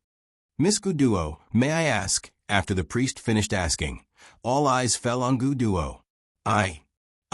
Ling Han's eyes were filled with anticipation. He guessed that Gu Duo would ruin the wedding even if no one was present. But at that moment, her eyes were filled with hatred. She gritted her teeth and said, I'm willing. This answer made Ling Han frown. The priest was still giving a lengthy monologue. Gu Duo and Ling Han looked at each other coldly, as if they were laughing at him and at themselves. Look, on a day like today, none of the people we were looking forward to showed up. It seems that I'm a little late? A clear female voice sounded from the entrance of the church. A tall figure walked in against the light. Her expression was calm and cold. She was wearing a dark green dress with a belt around her waist. Her figure was slender and slender. Why are you here? With Gu Duo's obvious voice, everyone looked at the door. Her long chestnut brown hair draped over her shoulders. She walked on the red carpet step by step, but she only stood in the center and did not take a step forward. There was a hint of mockery in her voice. Why? Are you looking forward to someone else coming to ruin your ridiculous wedding? You can't hold it in anymore and want to expose your intentions for a certain someone to see? From Ling Han's point of view, he could clearly see a faint light in Gu Duo's eyes. He asked you to come, didn't he? Where is he? It was self-evident who this he referred to. Fu Yingxiang sneered. He went back to the Four Seasons villa last night. Oh right, he left with his fiancée. Gu Duo's eyes were sluggish. The light that she had been looking forward to disappeared. She muttered, impossible. What's impossible about it? Do you think this is 5 years ago? Do you think he will tolerate a woman like you again and again? Don't forget that you have nothing to do with him. They were not lovers, nor were they siblings. Fu Yingxiang's every word hit Gu Duo where it hurt the most. However, her face was calm and collected, giving people a sense of compassion from a god's perspective. Gu Duo's face was pale. She suddenly stumbled toward Fu Yingxiang and screamed, impossible, impossible, impossible. Fu Yingxiang frowned. She turned her body slightly and snatched away the hands that were reaching out to strangle her neck. She staggered and fell to the ground. Her veil scattered and the crystal clips fell to the ground. The whole venue was in an uproar. Gu Duo's mother was the first to rush up and support her daughter. She screamed at Fu Yingxiang, who are you? Are you deliberately causing trouble? Is there no one to care? Where's the security? Gu Duo did not appreciate it. She flipped her mother off the stage. Ignoring her cries of pain, she grabbed Fu Yingxiang's skirt tightly. I don't believe what you said. He wasn't afraid that if I really married Ling Han, his biological sister would not be happy in this life, and his most precious nephew would not have a father in this life? A figure on the stage swayed. Nephew? Father? He quickly came back to his senses and walked over quickly. He picked up Gu Duo from the ground and growled, What did you say? Who did you say Na Neo's father is? Ha ha ha.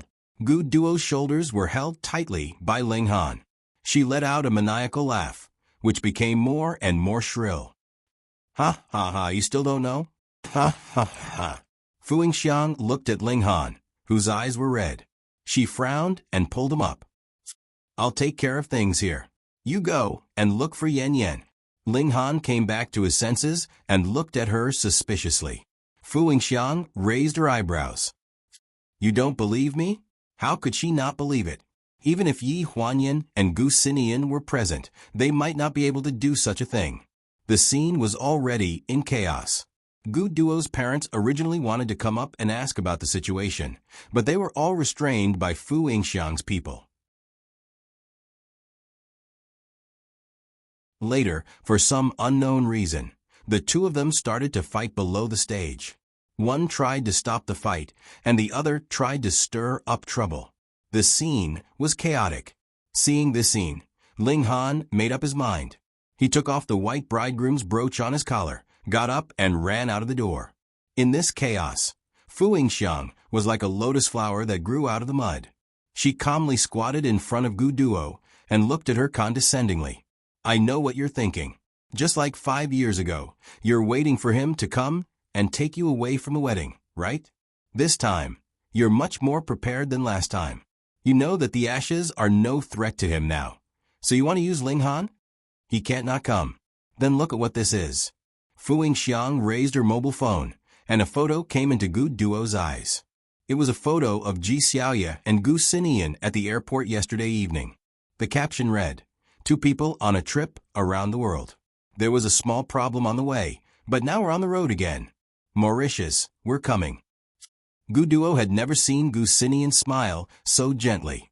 He put his arm around the woman's shoulder and showed a sincere and satisfied smile. No, after a scream, Gu Duo broke down and grabbed the phone, smashing it in the distance.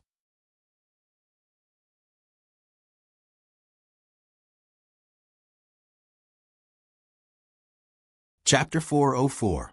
Fu Yingxiang wasn't angry that her phone was smashed into pieces. She just frowned and continued to stare coldly at Gu Duo in front of her. She got up from the ground, as if she was possessed, and staggered to the position where the vows were supposed to be.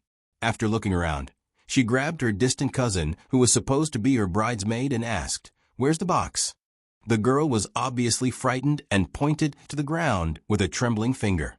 In the chaos, everything was knocked over. Fortunately, what Gu Duo wanted was obvious. It was a rectangular suede box.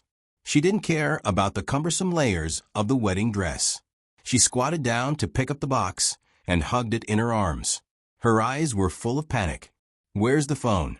Where's the phone?" She touched the wedding dress in her hand and suddenly looked up at the bridesmaid in front of her. Her eyes were red as she shouted, "Give me the phone." The girl was frightened and took out her phone with trembling hands.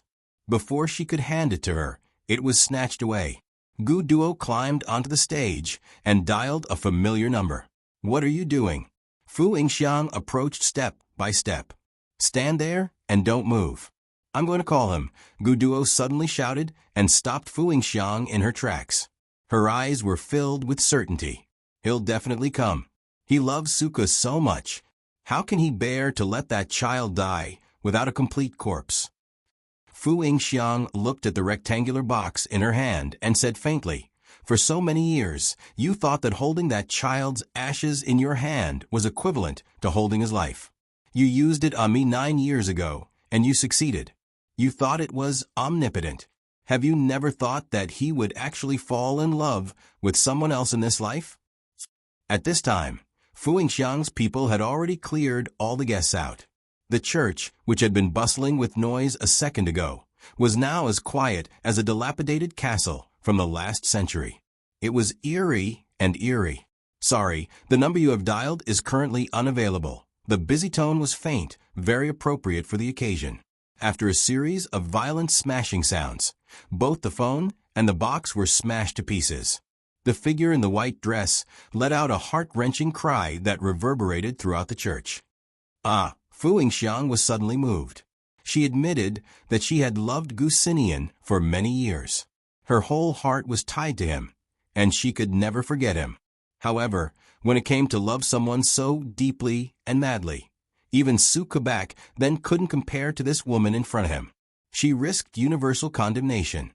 She loved by hook or by crook. Her love made people feel fear. But it was undeniable that she loved like a moth to a flame.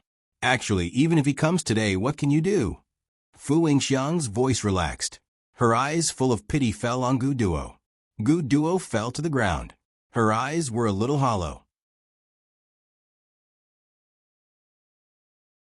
After a long time, she stood up and walked toward the door. In a trance, Fu Yingxiang seemed to hear her say, "I just want to find the feeling from 5 years ago and remember it." "Where are you going?" She caught up with her 2 steps. This time, she heard what she said clearly. The woman in the white wedding dress stared blankly in the direction of the door. Suddenly, there was a light in her eyes. He's here. Fu Yingxiang frowned and raised her head to look at the door. It was empty. Yi Huanyan ran to the church door, panting, but saw that the church door was closed. Damn, she gasped for breath. Her eyes dimmed a little. Or was she too late? The phone that she had been holding tightly all the way rang. Looking at the caller ID, Yi Huanyan felt a surge of anger in her heart. I called you for half an hour. Why didn't you pick up? Did you forget all the things I asked you to do? The voice on the other end of the phone trembled. Sister Yan Yan, I had hot pot last night and had diarrhea the whole night. I can't even stand up. Didn't you go to eat with Su Nianhua last night? Yes, he found a restaurant. He told me that he had been here before and insisted on eating at that restaurant. I think he's exhausted from the diarrhea now. The person on the other end of the phone suddenly realized something. Damn, isn't it that person's wedding today? How is it? Damn, my brain. Yi Huanyan looked up at the closed church door and said in a depressed tone, forget it. He's probably on the plane. I'll call him when he gets off. Before Gu Sinian left, he told her that he would no longer be controlled by others because of that child. 9 years of repentance might not be enough to clear his guilt toward Su Ku, but he understood that even so, he couldn't let down another woman who loved him. So last night, Yi Huanyan originally wanted to talk to Ling Han about this matter, but she ended up talking nonsense and drinking. So she didn't mention a word about it. In the hotel suite, after frantically ringing the doorbell, the door opened a crack, revealing a pale face. Chun Yin stared blankly at the tall figure at the door. She couldn't say anything for a long time. The wedding is cancelled. I'm looking for Yan Yan. His simple words made Yin, who couldn't stand up straight after the whole night, give him a thumbs up. She didn't say anything else. Suddenly, her stomach turned. She hurriedly fled with a pale face and said, do as you wish. I have something to do, so I won't accompany you. After that, she bent her waist and dashed into the bathroom of her bedroom like a gust of wind, leaving behind 2 memorable words. F***CK. Ling Han was about to enter the room when a childish voice sounded. Auntie Xiaowu, you're so noisy. He closed the door and stood behind it.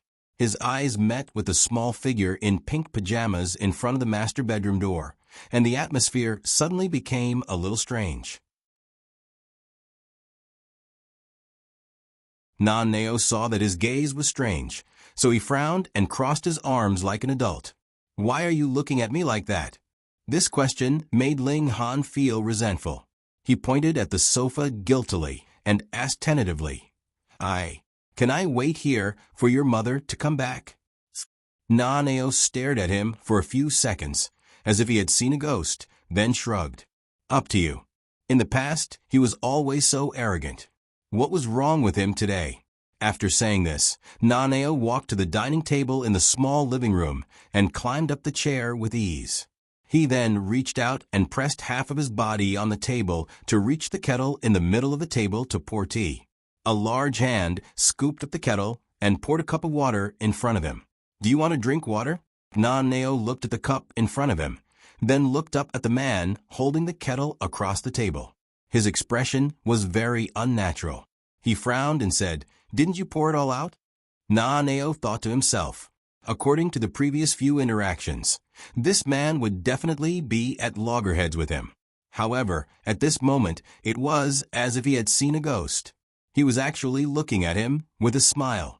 That smile gave him goosebumps, and the hand holding the glass of water trembled. What are you doing? He finally couldn't take it anymore.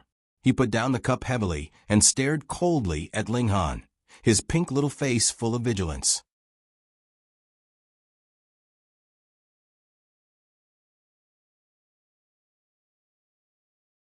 Chapter 405. Ling Han didn't know that Nan Neo had a bad temper when he woke up. More importantly, he didn't sleep well last night. Chun Yin had diarrhea all night. Even though she consciously slept in the bedroom next door, the sound of flushing from time to time was like thunder in the middle of the night. Every time Nan Neo was about to fall asleep, there would be a rumbling sound coming from next door. The continuous flow of water seemed to be pressing down on his brain, making him irritable all night. At this moment, Ling Han's strange appearance in front of him was like hitting the muzzle of a gun. "Why are you looking at me like that?"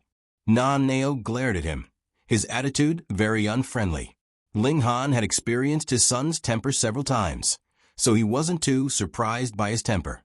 He thought about how he didn't have a father all these years and might have been bullied by others, so he didn't care about his attitude at all. "I didn't realize before, but you look very much like me." "Who looks like you?" Nan Neo frowned, his face full of displeasure.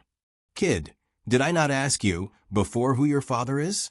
Several times he only asked his date of birth and repeatedly guessed in his heart, but he didn't formally ask him about his father. His intelligence exceeded that of children of his age, so he definitely knew more things than other children, so it might be right to ask some questions straightforwardly. "Who's the kid?" Naaneo looked at him with dissatisfaction. "You're so annoying. No wonder my mommy doesn't want to remarry you." "Remarry?" Ling Han looked at him with a complicated expression. "You know who I am?" Naaneo returned his look of contempt.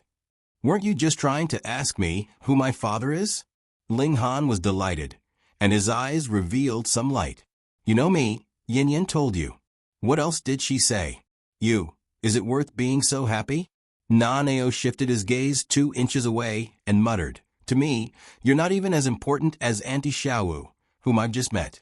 What's there to be proud of?" The feeling of being choked by a 5-year-old child, especially his own son, should have made him so angry that he vomited blood. However, Ling Han had always been an unconventional person. At this moment, this little boy who was looking at him with contempt made him feel an inexplicable sense of pride. His mind was filled with the words, "My son is so smart, so sharp with his words. He even knows how to use the word presence at such a young age?" A morbid sense of pride.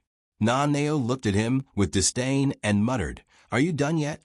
Ling Han realized that his attitude was not normal, so he came back to his senses.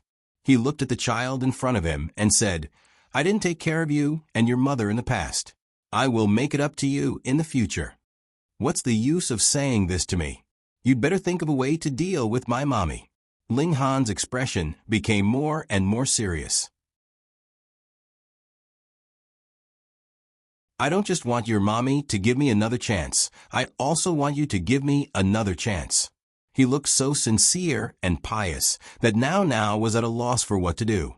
The genius young man boasted of his superior IQ, but the people around him still treated him like a child.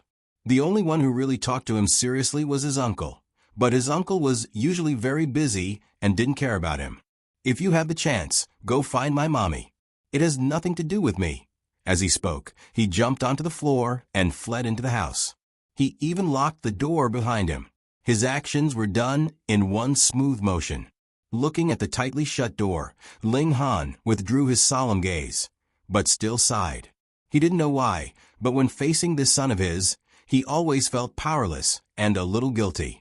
This kind of guilt was very strange. When Ling Dongming was still alive, he didn't feel guilty when he saw him. Why did he feel guilty when he saw his own son? He pulled out a chair and poured himself a glass of water. He silently digested everything that had happened since Yi Huanyan came back. In the beginning, everything had happened so suddenly and messily that he couldn't make heads or tails of it. He didn't even know if Gu Huanyan was Yi Huanyan. Later on, he figured it out, but Gu Duo came out of nowhere and messed things up. Because she had a son who was 4 or 5 years old, he began to worry that she might have a new lover. Half of the reason he held a wedding with Gu Duo was to help Gu Sinian carry things, and the other half was to give up on himself. Thinking of this, he raised his hand and patted his forehead. His face paled a little. If he had known that Yi Huanyan was still waiting for him for 5 years, and that the child was also his, he would never have agreed to hold a wedding with another woman. Not to mention holding a wedding. He wouldn't show any trace of ambiguity to Yi Huanyan. He didn't care if Gu Sinian had something on other people. It had nothing to do with them. He should clean up the mess he made himself. Why did he have to harm his own sister? This was a mess. Before he could sort out his thoughts, he heard the beeping sound of a card swiping the door open. Yi Huanyan dragged herself back, depressed. There was no one in the living room, and there was a strange sound coming from the bathroom of the guest bedroom. It was obvious that Chen Yin was still exhausted. Xiaowu, are you okay? Do you want me to buy some medicine for you? She knocked on the door of the guest bedroom. A painful voice came from inside. I've taken it, it hasn't worked yet. Don't worry about me. Okay, she went to the door of the master bedroom and turned the handle directly, only to find that it was locked from the inside. Nan-ao, why did you lock the door? A weak voice came from inside. Mommy, I'm so sleepy. I want to sleep. All right. Yi Huanyan's entire shoulders collapsed. She turned around and walked toward the sofa, pinching her eyebrows. Now she couldn't even find someone to talk to? Her head was still throbbing from the hangover. Last night, her ex-husband, who was inseparable from her, went on a honeymoon with her cheap sister. After resting at noon, she had to rush to the church in the evening to shoot the last concluding scene. How could this scene be described as just miserable? After sitting on the sofa for a while, she only felt sleepy. Without any hesitation, she walked towards the other guest bedroom directly opposite the master bedroom. Fortunately, she had booked a suite with 3 bedrooms. Otherwise, she could only sleep on the sofa. Top pulled her slippers and opened the door. The room was dark. She frowned and touched the wall to turn on the light. A black shadow flashed by, and she cried out in alarm. Before she could raise her voice, the person pressed her against the door, sealed her lips, and kissed her deeply for more than 20 seconds. She struggled frantically, but that person ignored her and pinned her firmly behind the door. He leaned over and kissed her lips, refusing to let go. She gradually sensed the identity of this person from the familiar smell around her. Her eyes widened all of a sudden. How was it possible? Yi Huanyan's mind went blank and exploded. Wasn't he supposed to be on the honeymoon plane? Oh, why are you here? I love you, Yin Yen. The sudden confession made her body, which was already hot, completely burn up. Her mind was still in a daze, but her body was already carried by him. You're tuning in to the Echo Reads YouTube channel. Don't forget to subscribe and join us on this journey to catch the most captivating stories.